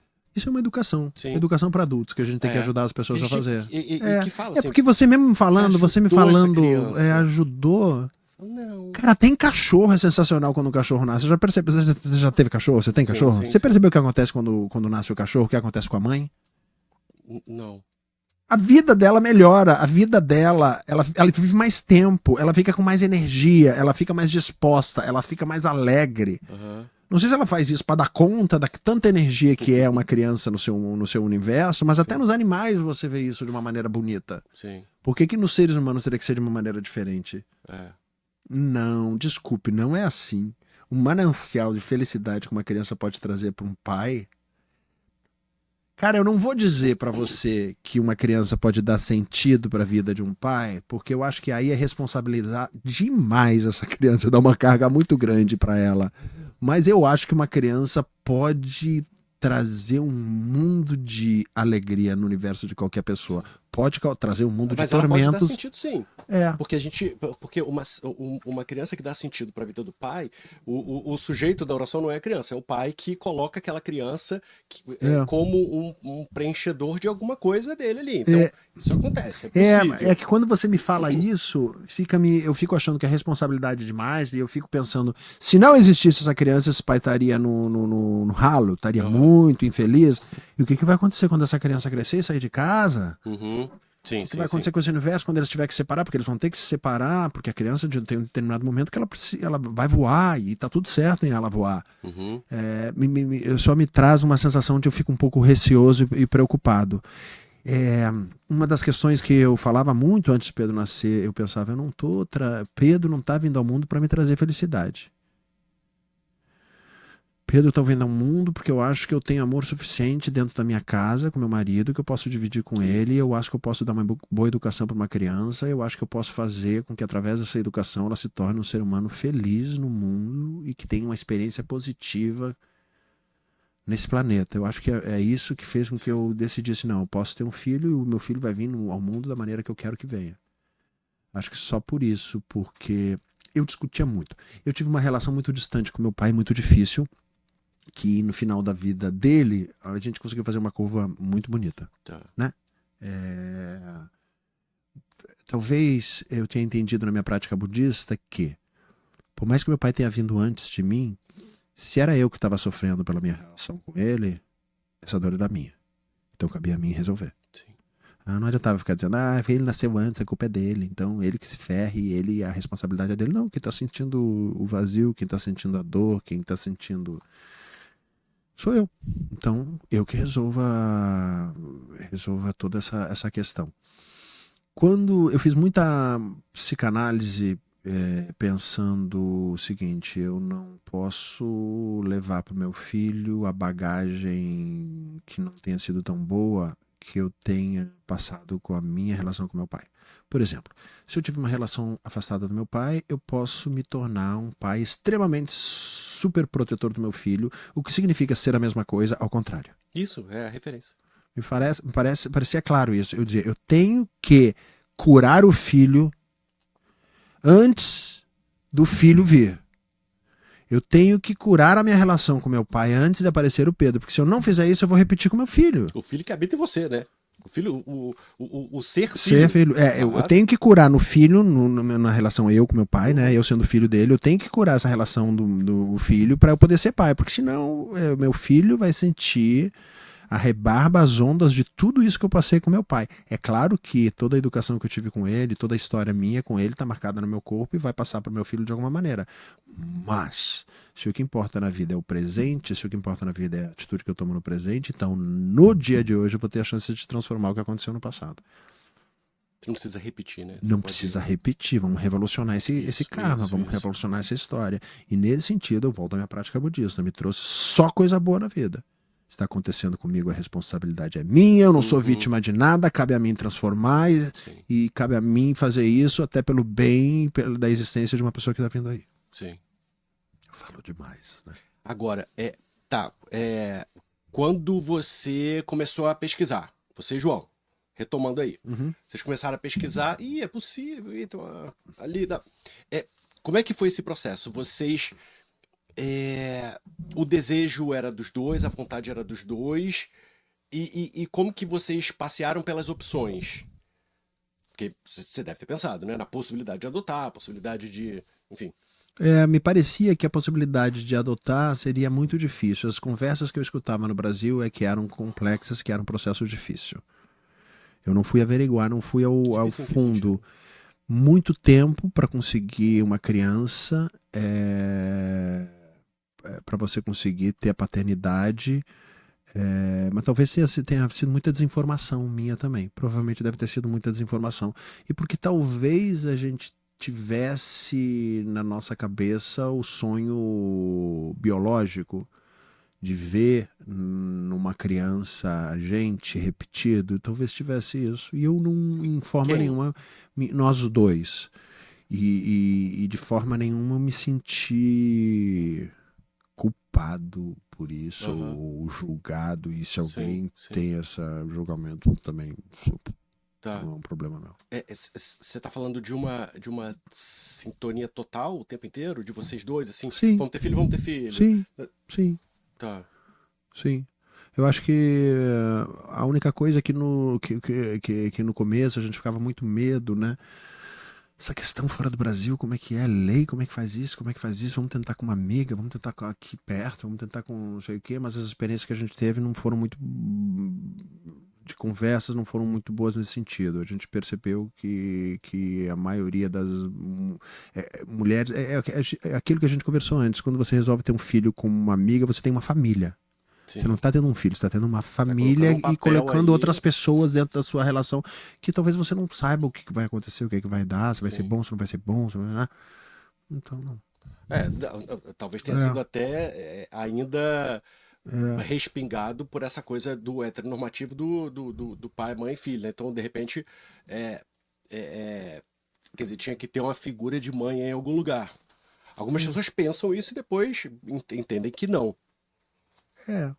Não.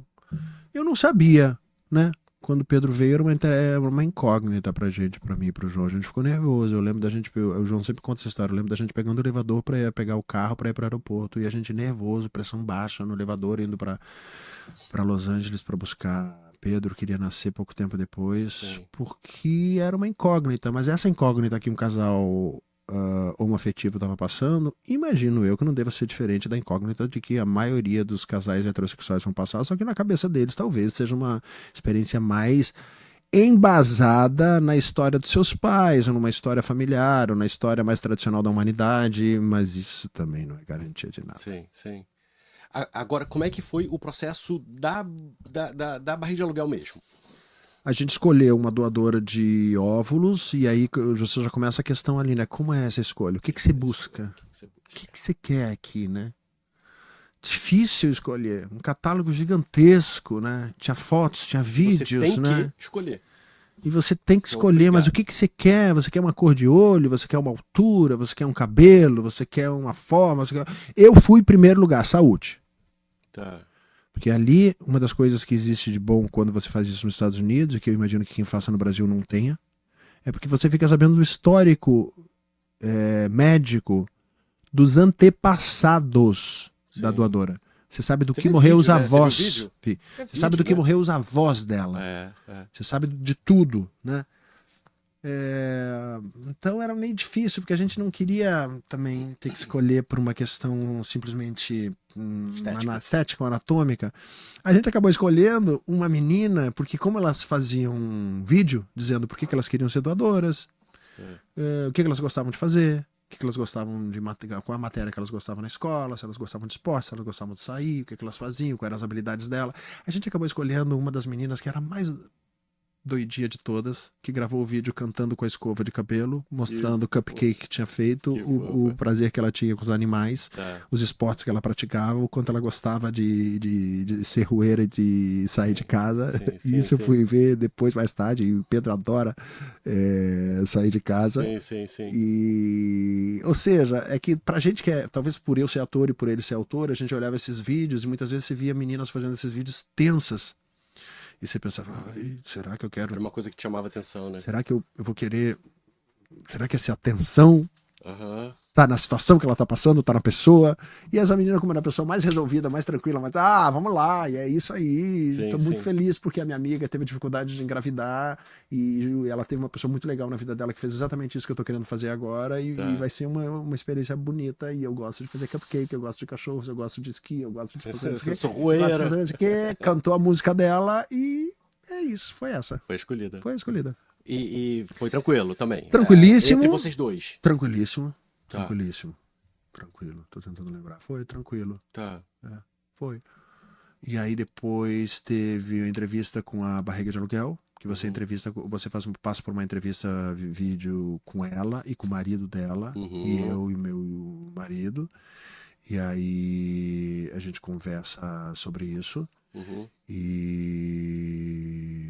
E ali todos os detalhes são falados. Todos.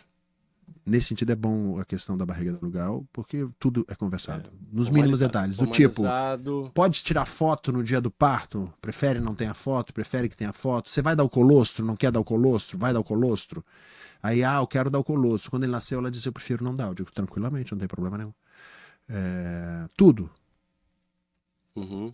E eu não tive problema nenhum. Foi maravilhoso, minha relação com ela foi ótima. A gente foi para lá quando o Pedro estava completando quase a 38ª semana.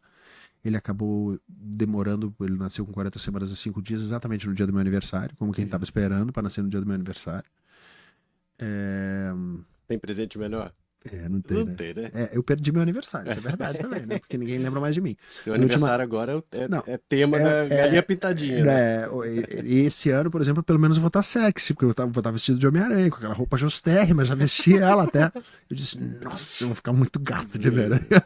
Melhor do que com a fantasia da galinha Com a galinha pintadinha, pintadinha, né? muito melhor, vamos cuidar desses temas. Mas aí todo mundo canta os parabéns, viva Pedro, viva Pedro, meu último aniversário foi muito legal. Uma lágrima escorre, E eu lá no final, teve uma pessoa que no final do parabéns gritou lá de trás, e o Carmo também. Eu disse, obrigado. Enxuga a lágrima. Tudo bem. E enquanto tava na barriga, vocês falavam, como é que era? A gente era respeitoso, eu não queria parecer aquela pessoa que tá dizendo, o que você comeu hoje? Não. O que vocês falavam sobre a família de vocês que ia mudar? Vocês tinham essa conversa? Cara, eu tinha aquele programa das semanas no celular. Que vai acompanhando? Que vai acompanhando. Hoje tá do tamanho de um pepino, amanhã tá do tamanho de uma beterraba. Você vai pra pegar, pra Nossa, conferir. Velho, Né? eu ficava todo dia olhando aquilo, eu ficava todo santo dia olhando as fotos do ultrassom. Ultrassom, né? Sim. É a primeira fase. Toda hora olhando como é que é isso. Isso aqui é mãozinha, isso aqui eu não sei o quê. Uhum. A gente fez curso com uma enfermeira que a gente contratou para ensinar as questões básicas para os homens da casa, para os homens e para os amigos da casa. Foi engraçado. Todo mundo para trabalhar ali. Todo mundo, a gente fez disso uma festa. Um workshop. Botaram ali. Teve a parte do quartinho, da preparação do quarto. Eu acho que Pedro foi um garoto de sorte, assim, porque ele veio muito bem, com uma estrutura preparada. Engraçado isso, né? Porque não se fala sobre controle de natalidade no Brasil, né? É um tema proibido, né? Não se fala. Sim. A sensação que eu tenho é que muitas práticas religiosas dizem, tenham os filhos, a gente cuida. Tenham. Sim. E aí você vê a dificuldade que é você criar uma criança que não é bem planejada, que não é bem... Cara, quando você planeja, já tem circunstâncias que você tem que tomar cuidado. Quando não planeja, faz o quê? Que dá um trabalho, né? Dá trabalho, mas aí é que tá. É um trabalho que é gostoso, porque é que nem fazer bolo.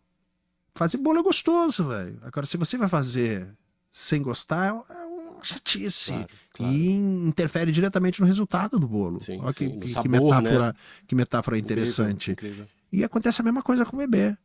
Se você não tá preparado para aquilo, a chance de na hora que der a primeira rabuda e você disser quem cuida, não, vai você, não vai você, vai você, vai você, quando vê tá dois quebrando o pau dentro de um quarto com uma criança chorando do lado.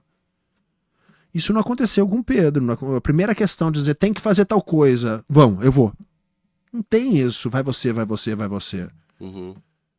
Tô sofrendo que eu tô tendo que parar de comprar fralda. Você sabia que quando os meus eram pequenininhos, eu e o meu marido, a gente brigava pra trocar a fralda. Deixa eu trocar essa, por favor. Tá vendo? Mas isso é raridade, né? Era raridade, mas a gente tinha uma coisa muito intensa.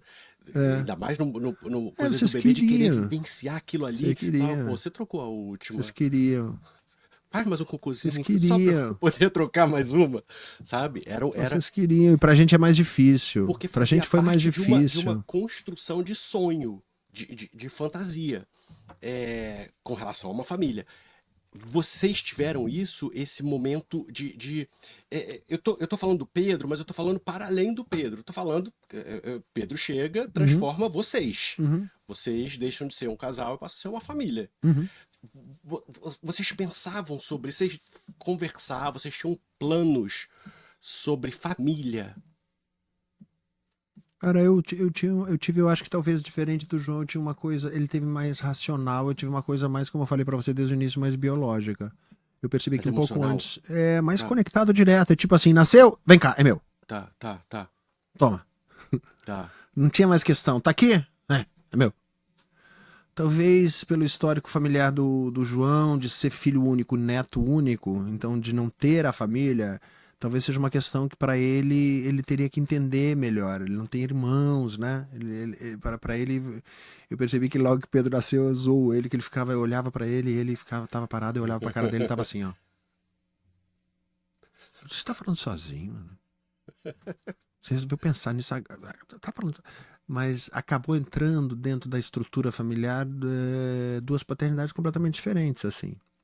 E talvez pelo fato de, no meu casamento, eu tenho uma relação muito respeitosa com o João, dificilmente você vai encontrar um querendo mudar o outro. Porque eu acho que amor é abraçar o lado obscuro do outro também. Você tá falando de respeito. Tudo. Falando de respeito, mas o respeito é o que você não gosta. O respeito é o lado obscuro do outro. Eu tô falando respeitar a parte boa é muito fácil também, né? A parte boa é a coisa mais fácil do mundo. Eu acho que amor mesmo, casamento, é quando você abraça o lado da pessoa que talvez não seja o lado mais fofo. Uhum. E isso tem que ser mútuo dentro de um casamento. Então tem uma relação muito respeitosa com o que até onde eu acho que ele pode ir, até onde eu acho que eu posso ir. Isso não é um problema para nenhum dos dois. Eu vou muito na parte prática no que diz respeito ao Pedro. O João vai muito na bagunça e na brincadeira com o Pedro. Então, de alguma maneira, isso se completa. Ele tem um fôlego, às vezes, que eu não tenho de brincar de se esconder com o Pedro na sala. Quando eu já tô cansado, entra João para brincar de se esconder com o Pedro e fazer bagunça. E dar chocolate pro Pedro antes do jantar. Entra o João para fazer essas coisas, entendeu? E aí eu vou dizer, mas ele não comprou a fralda. Compra fralda, tá tudo bem, cada um entrou no seu lugar e a gente não foi um estresse dentro, mas é que eu acho que talvez a gente tivesse uma grande inteligência emocional nossa no casamento de a gente, desde que a gente se conheceu, e talvez pelo fato de João escrever, ele diz assim, uma das coisas que a gente nunca pode perder na vida e na dramaturgia é o medo de ser chato. Uhum. Ele sempre me disse isso. Sim. Então se eu reclamava alguma coisa dentro de casa, do tipo, tal coisa não tá funcionando, não sei o que, ele leva pra mim e diz assim, pega o telefone, diz com 9, liga pra recepção. Entendeu? Sim. Não me enche o saco. Uhum. Você não me enche o saco, eu não te encho o saco. Vamos fazer assim? Tá. Então a gente tem muito esse código dentro do casamento. E que se estendeu que se estendeu pro Pedro e dá super certo. Acho que dá muito certo. Até hoje deu. Não é uma questão. Então vocês têm uma coisa meio... Às vezes tem uma competição de brinquedos. Você deu presente pro Pedro. Você não deixou eu dar. Tem uma coisa assim. Então, às vezes, eu chego em casa com presente, mas modéstia à parte, eu sou um marido fofo demais. Eu sou um marido que vale ouro, menino. Eu compro presente pro moleque, seguro o presente escondido nas minhas costas. Papai trouxe presente, eu pego o presente que tá escondido nas minhas costas, dou pro João, que tá atrás de mim. Eu digo, eu não, mas eu acho que papai João tem presente pra você e deixo ele entregar. Quem comprou fui eu, mas eu deixo ele entregar, tá tudo certo. Mas entrega na frente dele, ó, ele vai te entregar aqui. Não, de jeito nenhum. De jeito nenhum. Mas vocês têm umas coisas divididas. Ele é o que você, então, de pique-esconde, correr, não é muito contigo. Eu levo na escola, ele busca, por exemplo. Tá. Tem essas questões que são Quem participa dessas questões escolares... lancheira, frutinha. Frutinha, lancheira, você tá levando ou não? Mas é uma babá que prepara aí. Não, isso não tem. Enfim, o lanche já tá na escola, mas vamos supor, o lanche da visita, não sei o quê. Tá. Eu que geralmente tô mais conectado com isso, ele vai para outro lugar, ele vai para outra região e tá tudo certo. Tá. Não é uma questão. Isso nunca foi estresse até hoje. E com relação a essa questão do carinho, do acolhimento, do afeto, que você é muito afetuoso, muito carinhoso com ele. O João é também ou fica... Não, ele também... ele é a coisa da cama, vai pra cama, bagunça na cama. Mas é que o João tem horários diferentes do que eu. O João é notívago. Eu não sou. E o Pedro? O Pedro é como eu, mas é que criança a gente educa pra ir pra cama cedo, né? Pelo menos o meu filho eu tento fazer isso. Eu faço isso, aliás. Eu faço isso. É que agora ele tá passando pela fase que ele quer dormir comigo. Mas meu filho, geralmente, o horário de ir pra cama é 8h30. Então ele acaba tendo mais tempo com você. Mais tempo, não tempo necessariamente, porque eu tô gravando novela, então às vezes à tarde, por exemplo, ele tá de férias. Quem tá em casa é o João, porque o João trabalha em casa. Tá. Então, eu tô gravando. Quem tá cuidando de tudo é o João. E aí ele aproveita pra fazer essas... Cara, nunca teve estresse na minha casa. Tipo, a última vez fui eu, agora vai você. Não, não teve isso. Eu acho que a gente só aceitou. É difícil falar isso, mas dois homens, quando resolvem ter filho, geralmente eles Sim. pensaram sobre o assunto, eles discutiram muito o assunto antes, porque para nós não é fácil. Não é fácil ele vir ao mundo porque não vem da maneira mais natural e tradicional que a gente pode imaginar. Então, não sei nem se a palavra certa é natural, porque aí eu tô dizendo que a forma como ele vê o mundo não é natural. Não, é natural também, mas não vem da maneira mais facilmente tradicional que é feita uma criança no mundo. Então, um casal gay para ter uma criança tem que querer muito. Então, acho que corre o risco e a chance de ser uma criança que tem a chance de ter mais olhos em cima dela, cuidadosos, de ter mais carinho, de ter mais atenção, de ter... Tô puxando um pouco, eu sei, a brasa pro nosso assado, mas é só pelo simples fato de que foi muito pensado, foi muito querido, não foi um filho que foi por acaso. Não foi, tem como ser. Não foi uma transa que engravidou, olha lá, não e agora como, o que, né? que faz? E engravidou cedo demais, engravidou aos 19. Isso não vai acontecer com dois homens decidirem ter um filho. Acho difícil dois homens gays decidirem ter filho aos 19 anos. Geralmente você já tem uma estrutura de vida, você pensou, você quis, né? Então, sim, e existe essa comparação do casal gay, ele precisa de um desejo prévio. O casal hétero pode acontecer e aí esse desejo pode ser construído, mas o casal gay ele precisa desejar e se movimentar para que isso para aconteça. que aquilo aconteça. Então acho que não teve estresse. A gente já não tinha estresse antes no casamento. Então quando o Pedro veio, esse tipo de estresse de vida prática, esse assunto cri-cri. Família integrada. Vocês estão ali sem muitas... respeitando as diferenças dos outros, respeitando o limite dos outros, entendendo que os horários às vezes são diferentes, sem uma cobrança. E eu acho que o melhor termômetro para entender se isso está dando certo ou não é a qualidade de vida do Pedro e a felicidade dele. Eu acho que esse é o melhor termômetro para você entender se está dando certo ou não dentro de casa. Você fica atento com isso? Completamente. Aos mínimos detalhes da vida dele. Aos mínimos detalhes. Sim. Qualquer questão está conectada comigo. Noite passada, por exemplo, ele estava dormindo com a babá. Diz, vai para minha cama agora, que eu passei o dia inteiro sem essa criança. Vai para minha cama agora. Deixa eu ver se a fralda dele tá molhada. O quê? Tá com 2 fraldas, uma cueca por cima, mais a calça? O que é isso? Ah, porque toma muito líquido antes de dormir. Ele poderia molhar. Eu digo, não, você não vai fazer isso com meu filho. Meu filho tem saquinho, amor. Faz isso com ele, não. 2 fraldas, uma cueca por cima, mais uma calça? Não, isso não existe. Alguém precisou me ensinar isso? Ou para eu entender que isso está errado numa criança? Ninguém me ensinou isso. Bastou eu olhar e disse, não, velho, não faz isso com meu filho. Tá doido? Sim. Não faz. Sim. Ele respinga em você. Você se transformou com a chegada dele? Você percebe que você... Cara, foi muito biológico isso, porque eu já era um cara calmo, mas a paciência que você tem que ter com uma criança é abissal, é gigantesca, e eu consegui ter... Claro que eu sou uma pessoa favorecida demais, eu não tenho o que reclamar, eu posso ter babá, eu posso pagar uma babá, eu posso pagar psicanalista para pensar a respeito do meu filho. Então eu sou fora da curva. Isso me torna um cara privilegiado. Eu tenho privilégios na vida que fez com que eu tivesse condições de pensar, de ler livros, de organizar um quarto. Eu tive uma circunstância de me organizar internamente. Eu tive as circunstâncias para que isso tudo acontecesse na minha vida. Sim. Isso só trouxe benefício para ele, uai. Mas olha só, mas sou viado. Viado não tem filho, geralmente. Para eu decidir fazer isso e para eu ter feito tudo isso, foi difícil, tá? Foi fácil não. Numa época que eu não sabia nem como é que fazia isso no outro país. É difícil. O que foi mais difícil? Acreditar que fosse dar certo. Imagina. Tinha aquela duvidazinha? Você imagina que você vai para um outro país. Aí você vai numa clínica. Aí você vai largar seu sêmen num potinho que já parece a situação mais esdrúxula e estranha do mundo, que você sente uma vaca leiteira, você sente um doador, você diz que estranho fazer isso. Que situação horrorosa. Aí aquilo vai ser congelado. Aí aquilo vai juntar depois com o óvulo de uma pessoa que você vai demorar para escolher, porque não é fácil para escolher. Aí você escolheu, aí aquilo vai gerar embriões, tem que gerar o número certo de embriões pra ter chance de dar certo. Aí deu certo. Aí a pessoa ficou grávida, aí você espera, aí o coraçãozinho bateu, aí a criança começou a nascer, aí Uhum. ela nasceu. Cara, é um caminho aí. Foi só aí que você acreditou.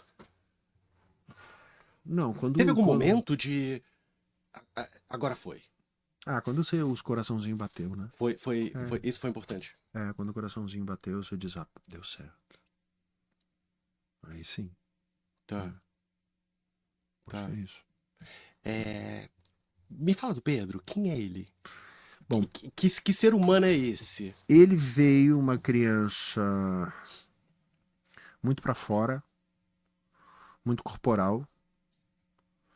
Corporal. Corporal no sentido de skate, bola, correr, brincar pra Tá, fora. tá. Corporal no sentido de carinho e abraço e afeto também. No começo eu achava ele heterossexual tóxico assim, tipo, eu ia dar um abraço nele, ele me olhava e dizia: "Que isso, pai? Que esse Ô, menino filho. homofóbico?" Tem o brinco, tem o coleguinha dele, o melhor amigo dele, que também é igual a ele, no sentido de que foi feito por dois pais. Aham. E um dia a gente estava em casa brincando, e aí ele começou a pular em cima do meu colo, dizendo: "Mamãe, mamãe." Eu digo: "Não, filho, eu sou papai." Aí os dois começaram: "Mamãe, mamãe, mamãe." Eu disse: "Cara, não tá acreditando, tô fazendo bullying na cara." Aí eu disse: "Tá bom, filho, então eu sou mamãe." Aí eles Olha riam lá, e se divertiam com isso. Ele é o cara engraçado, humorado, com uma energia louca que nunca cansa. É, bem-humorado? Bem-humorado, não é um garoto. Tem a birra normal da idade, né? Mas geralmente ele é de boa, odeia tirar foto, odeia ser gravado, odeia vídeo. Mas às Uhum. vezes quando ele gosta de ver, mas não é a natureza dele, ele não é uma criança que gosta de posar. Ele Mais detesta. reservado. Ele tem coisas que ele me surpreende no sentido da opinião dele, dos desejos dele. Tipo, Ah, viu numa estante que tem na minha casa, alta, a ponta de um skate. Disse: "Eu quero aquilo ali, eu quero skate." Eu digo: "Não, filho, você tá maluco. Você vai subir naquilo ali, você vai cair. Pra fazer skate, você tem que fazer aula." "Tá bom, eu quero fazer aula." "Oi, eu quero fazer aula." "Então tá." tá fazendo? Aí boto ele pra fazer aula. Cara, no primeiro dia de aula, o professor diz: "Me solta." E o professor chega pra mim e diz: ele anda melhor que meus filhos, que nasceram com isso embaixo dos pés. Então ele tem umas opiniões e umas certezas e umas coisas a respeito. Por exemplo, eu faço sapateado. Aí eu tô lá e: "Onde é que você vai, papai?" "Vou pro sapateado." "Eu quero pro sapateado." "Filho, quero pro sapateado."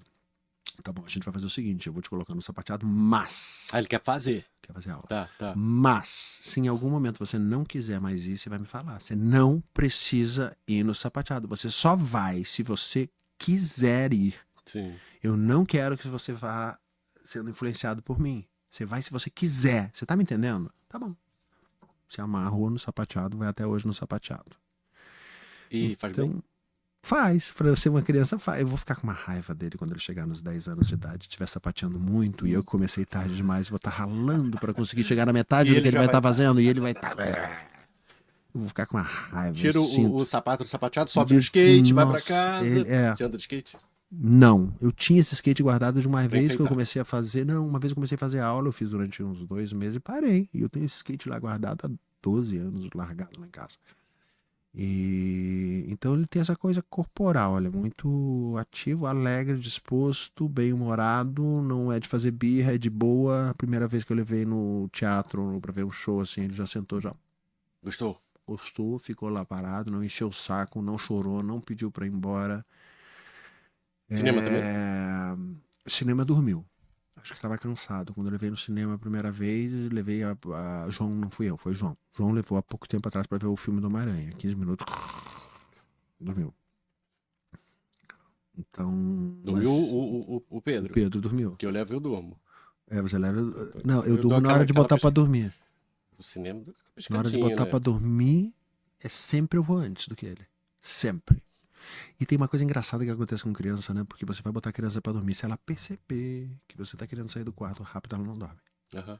Então eu já entendi isso e eu faço o quê? Eu digo, eu vou dormir mesmo, deixa eu dormir, eu tô cansado, tô exausto, eu encosto na cama e apago. Ele continua ligado mais um tempinho e quando eu vejo, daqui a pouco Não ele tá tem deitado jeito, atrás de mim. não tem jeito, vou ter que Ele dormir mesmo. percebe que, ih, pai apagou, ele vai ficar aqui mesmo, não vai sair daqui, tá bom, vou dormir. Aham. Tá tudo bem. É, a infância dele, né? O ser criança dele te fez pensar alguma coisa da tua infância? Tem alguma coisa nele que você olha e fala, e eu quando era criança, enfim, era assim, não era assim, gostava disso também? Fez. Ele me lembra muito eu quando eu era criança, em vários aspectos. Eu acho que uma criança, quando você relembra de você na criança, né? E a gente tem uma imagem, imagina, eu vou fazer 53, então você tem uma imagem distante do seu tempo de criança. E você começa a ver aquela criança no processo de aprendizagem dele, você começa a se reconhecer naquele processo de aprendizagem, naquele processo de formulação de ideias. Aí eu vejo Pedro hoje eu ficar pensando, o que, que a Você minha se mãe resgata? fazia? Você consegue se resgatar? Eu acho que sim. Porque, por exemplo, eu me lembro que eu quando fui ver Toy Story 3 no cinema, quando eu saí do cinema, eu tive acesso de choro violento. Violentíssimo quando terminou a sessão de Toy Story 3. E eu pensei, por que que eu tô desse jeito? Aí eu lembrei. Eu não tive muito brinquedo quando era criança. Tá. E eu acho que eu tô resgatando bastante isso com o Pedro. Talvez até não Aham. seja tão bom isso pra ele. Tá. Você, enfim, é uma pergunta de psicanalista, mas você Aham, está acostumado. aham. Você se sente, ou você já percebeu se curando através dele, Sim. curando a sua infância, curando alguma Sim, coisa? sim, Porque criança tem esse totalmente. poder, né? Sabe O por filho quê? tem E aí isso. você entra não só na questão da psicanálise. Eu falo, fazer psicanálise e ser budista, meu filho, é um avanço para a vida de qualquer pessoa. Sim, Porque quando sim. você começa a fazer psicanálise sendo budista, eu já vou chegar na psicanálise dizendo, aconteceu comigo, alguma eu fiz. Eu não vou dizer que a culpa é do outro. Uhum, Então sim. isso eu imagino que para um psicanalista já deve dar um avanço. Já tá 5 passos na frente ali. Nossa, a pessoa já deve estar vários passos na frente porque eu já chego lá dizendo, não, Uhum. aconteceu comigo, mas qual foi a pergunta? Se eu me vi curando? Então, É. no budismo nós temos uma situação que a gente fala assim, passado, presente e futuro são contidos no mesmo instante. Quer saber como é que foi seu passado? Olha para o teu presente, porque no presente estão contidas as causas das consequências criadas no seu passado. Quer saber como é que vai ser o seu futuro? Olha para o seu presente, porque no presente estão contidas as causas das consequências que vão acontecer no futuro. Foi claro? Falei muito rápido? Foi ótimo.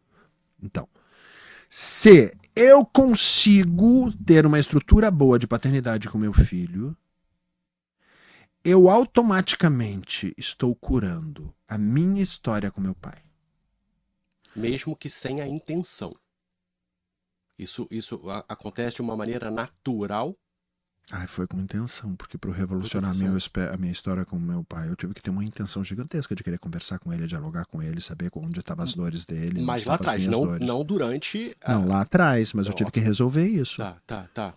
E aí, quando eu me vejo sendo um pai que dá uma estrutura emocional, física, financeira, que dou atenção, que dou pro Pedro tudo que eu tô dando hoje, eu penso, se eu tô dando isso pro Pedro hoje, é porque isso veio de algum lugar.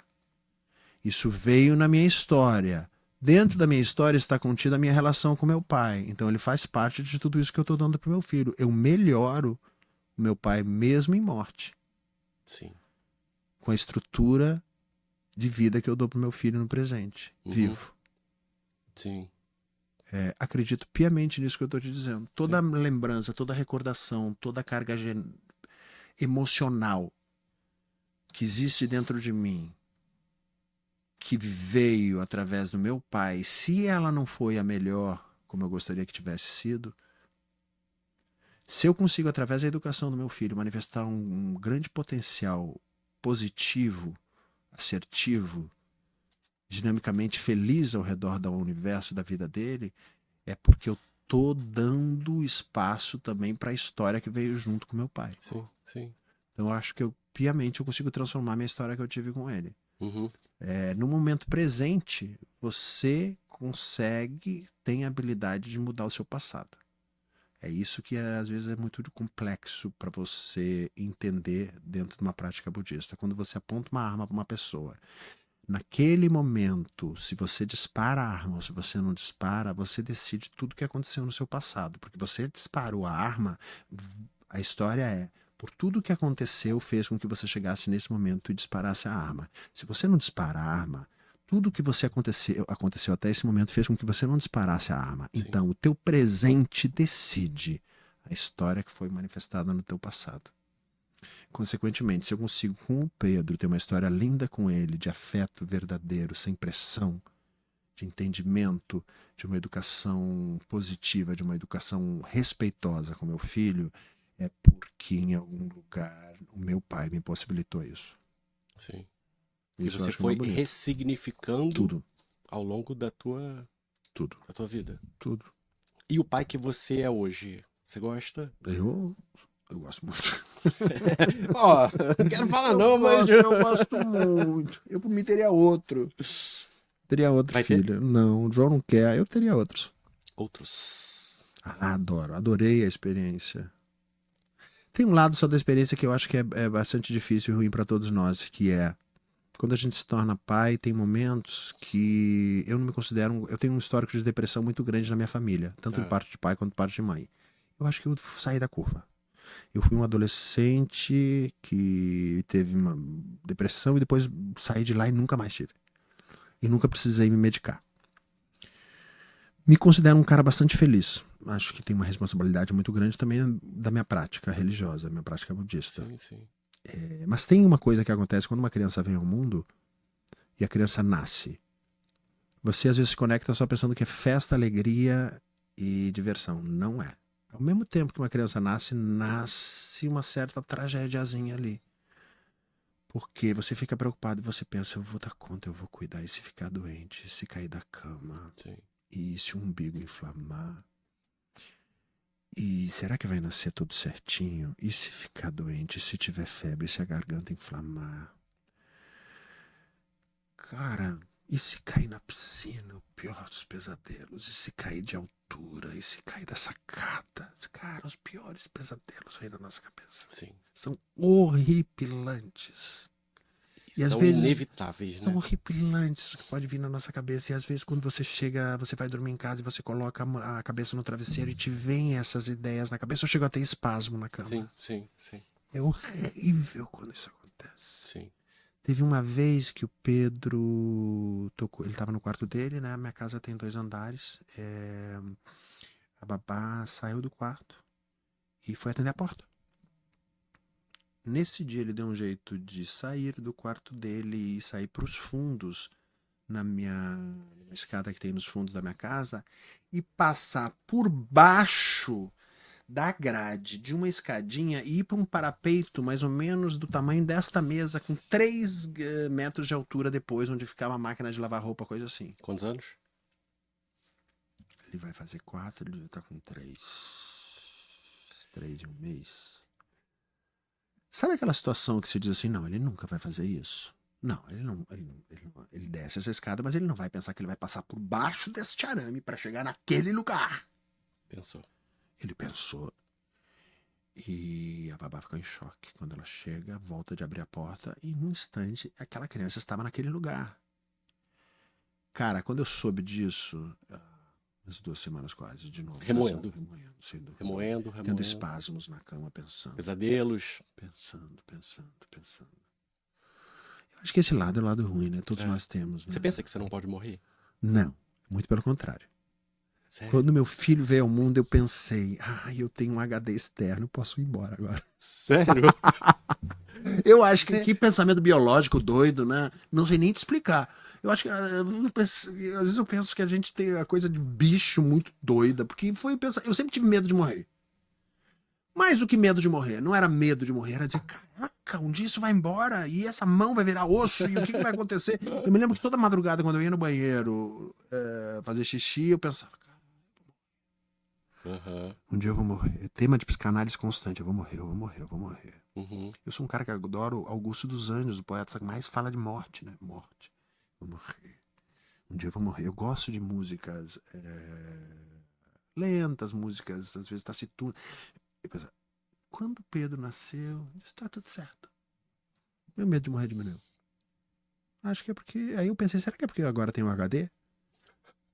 Talvez seja por Foi uma isso. cura, então.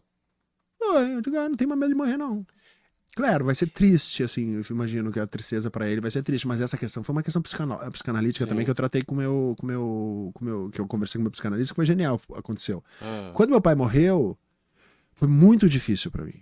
Foi muito difícil. Quando meu pai morreu, eu sempre pensei, o dia que meu pai morrer, eu vou estar fora do Brasil. O dia que meu pai morrer, eu vou estar fora do Brasil. O dia que meu pai morrer, eu vou estar fora do Brasil. Como é que eu vou fazer pra voltar pra ir no velório do meu pai? O que que eu vou fazer? Batata. O dia que meu pai morreu, eu estava fora do Brasil. Tá. Não tinha como voltar. Não tinha voo. Não tinha hora. Era longe demais. E aí eu não consegui. Por que eu comecei esse assunto? Eu não consegui voltar para o Brasil. foi alguma coisa na análise que você trabalhou. Não consegui voltar para o Brasil. Tava triste. Triste demais com aquela situação. Eu me lembro que eu tava dormindo, eu recebi a notícia da morte dele, aí João entrou no quarto, olhou pra mim, deu bom dia, conversou. Eu não falei que meu pai tinha morrido. Eu não queria lidar com o assunto. Sim. No meio do assunto eu olhei e disse, meu pai morreu. E aí eu fiquei meses sem ir no psicanalista, porque eu não queria falar sobre esse Sim, assunto, sim, que era sim. difícil demais pra mim. E aí de noite eu fui no cinema. Eu disse, vamos no cinema, ver tal coisa. Eu disse, vamos. Quando eu cheguei no cinema, eu senti uma dor no braço. Dor no braço, meu braço começou a amortecer. Eu disse, caramba, não posso morrer do coração, é agora. Eu não posso morrer do meu coração, meu filho acabou de nascer, o que eu faço agora? Como é que eu vou sentir isso? Aí eu voltei pro Brasil, fui no cardiologista. Meu coração estava perfeito, não tinha nada. O que eu estava sentindo era tristeza. Sim. Mais tristeza pura pelo fato de meu pai ter falecido. E dentro dessa história que eu te contei aqui, não foi a relação mais próxima durante a vida e acabou sendo ajustada antes dele morrer, mas foi Sim. uma relação difícil. Sim, sim. Aí a primeira vez que o Pedro dormiu comigo na cama, é difícil, né? Porque o filho encosta aquele pé na tua costela e você diz, ai, eu não tô conseguindo dormir, né? E aí a cabeça dele se aproxima do fim da cama e você diz, essa criança vai cair, não vou conseguir dormir. Você diz que caramba, né? Aí... Mas ao mesmo tempo eu olhava apaixonado para aquele menino e dizia que nada pode ser melhor do que isso. E aí passou pela cabeça, eu pensei, e o dia que eu me for? Porque pensa bem, se eu que não tinha uma relação muito próxima com meu pai, sofri o que eu sofri, imagina ele que tá dormindo comigo, que eu trato ele com todo esse afeto, com todo esse carinho, que eu dou carinho para ele, que eu dou beijo, que eu dou abraço, que eu falo para ele que eu amo ele o tempo inteiro, que ele tem essa relação sensacional comigo. Como é que vai ser o dia que eu me for para essa criança? Eu fui falar isso com o meu psicanalista disse, talvez seja mais fácil para ele lidar com isso do que você. Porque ele teve um pai. Sim. Eu disse, verdade, tá Tá tudo bom. certo, posso morrer.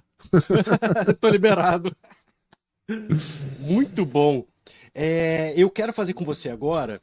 Eu vou só estender o assunto psicanalista. Uhum. Você, como um bom frequentador, sabe que dentro da psicanálise a gente trabalha com associação livre, né? Você deve ter escutado isso quando você começou a fazer anos lá atrás. Fale o que vier na sua cabeça, sem censuras. E aí eu queria fazer uma brincadeira contigo, fazer um ping-pong.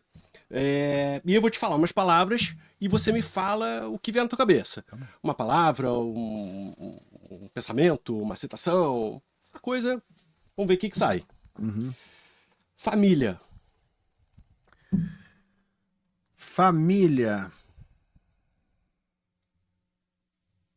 Às vezes você tem que se ver livre dela. Você tá certo. Afeto. Afeto, eu acho que é o único jeito que a gente tem de se tornar melhor, de a gente aprender alguma coisa. Pelo coração. É o único jeito de você ser tocado genuinamente por uma pessoa e falar o que tem de mais de verdade é quando você fala guiado pelo seu coração. Sem afeto, a gente vira pessoas interesseiras no mundo. A gente fica pessoas conectadas com o dinheiro, com o que o meu trabalho representa, com aonde eu posso chegar, com a questão só prática da vida. Tem coisas da vida da gente que as mais importantes não são práticas. As mais importantes são inconspícuas, que chamam, né? Que são os afetos. Sim. Relacionamento. Relacionamento... Relacionamento você tem que querer muito, né? Todo mundo diz que quer. Mas ninguém quer abrir mão de si, né? Aí não dá. É simples assim. Adoro. Tem Na tanta gente que prática é fala isso, diferente, né? né? Tem tanta gente que fala isso. E às vezes as pessoas acham que é só gay que fala isso. Não é todo mundo. Tem muita gente que fala isso. O que acontece é que estruturalmente as pessoas heterossexuais se casam, né? Então tem toda a casa, família, eles tentam, né? Principalmente o homem, a gente tem uma conexão muito forte com os nossos hormônios, né? Então, às vezes, a estrutura do casamento você tem que decidir. Eu acho que a sorte que eu tive no meu casamento com o João foi a gente ter se conhecido quando eu já tinha meus 36 anos. Com 36 anos você diz, não quero começar isso tudo de novo, não. Porque às vezes você tá ali no relacionamento, mas tem um gostoso ali. Mas aquele bíceps ali é melhor do que o bíceps do meu marido. Não, mas aquele. Nossa, mas o rosto daquele. Não, mas aquele ali é mais. Nossa. Cara, chega uma idade, você diz, você quer passar por tudo isso de novo, você jura que você tá afim de Fazendo passar troca por de tudo bíceps, isso né? de novo, abdômen. velho? Você jura que você quer essa... Não, você não quer. Diversidade. Eu acho que é a única chance que a gente tem de se tornar melhor e aprender. Porque é com quem é diferente. Quem é igual, é fácil demais. É igual. Chega a ser chato, porque é igual. O único jeito que a gente tem de aprender é com quem é completamente diferente. E são geralmente as misturas mais geniais, mais inusitadas, mais interessantes. O que fugiria do ChatGPT seria a diversidade. Seria o único jeito de existir a poesia, de existir a arte, de existir algo de novo que surge no mundo. E você diz, não, isso eu nunca vi, isso é genial. Isso pode ser muito legal. Porque senão fica uma programação feita só de iguais para iguais, iguais para iguais, iguais para iguais, e aí fica chato. Mas para ter diversidade você tem que aceitar a diferença, o que é muito difícil. E eu não tô falando só da minha comunidade, não. Tô falando de todas as diferenças, diferença racial, diferença de todos os tipos. Muito chato ser igual. E raso, né? É bobo. É meio chato, assim. Eu acho que quando a gente encontra uma cultura que seja completamente diferente... Eu vejo isso, eu faço uma viagem... Por exemplo, um dia eu fiz uma viagem pro Nepal. Maluco, sozinho, no Nepal. Fui pra Mustang, peguei um carro com um guia, não sabia de nada. Uma cultura diferente, pessoas diferentes, cheiros diferentes, local diferente. Cara, a quantidade de sonhos que eu tive, de realidades que eu tive, de aprendizado que eu tive, numa cultura em que nem falava a minha língua...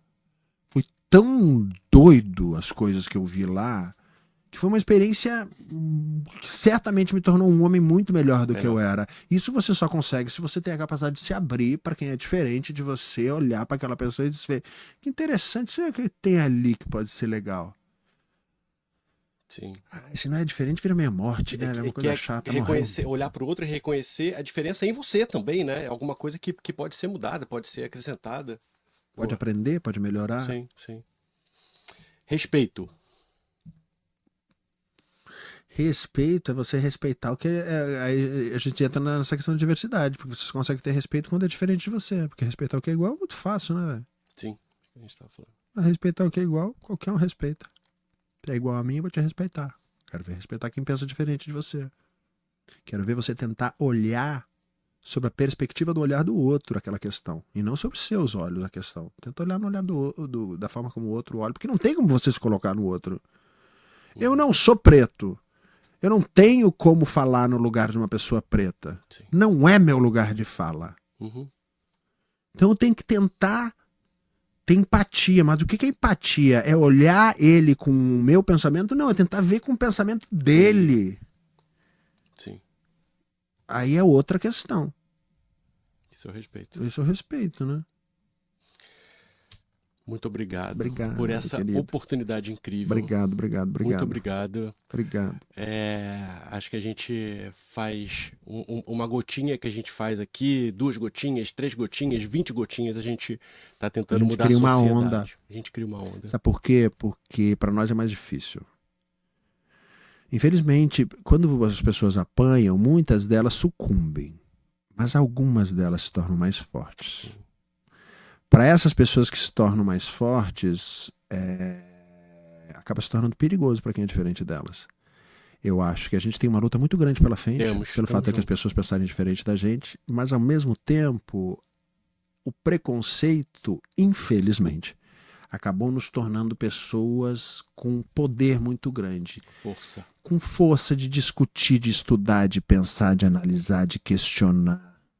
Você vê pessoas como Erika Hilton hoje, você diz, que mulher é essa? Mulher é essa que ela fala. Você diz, bota os outros políticos pra falar como ela fala.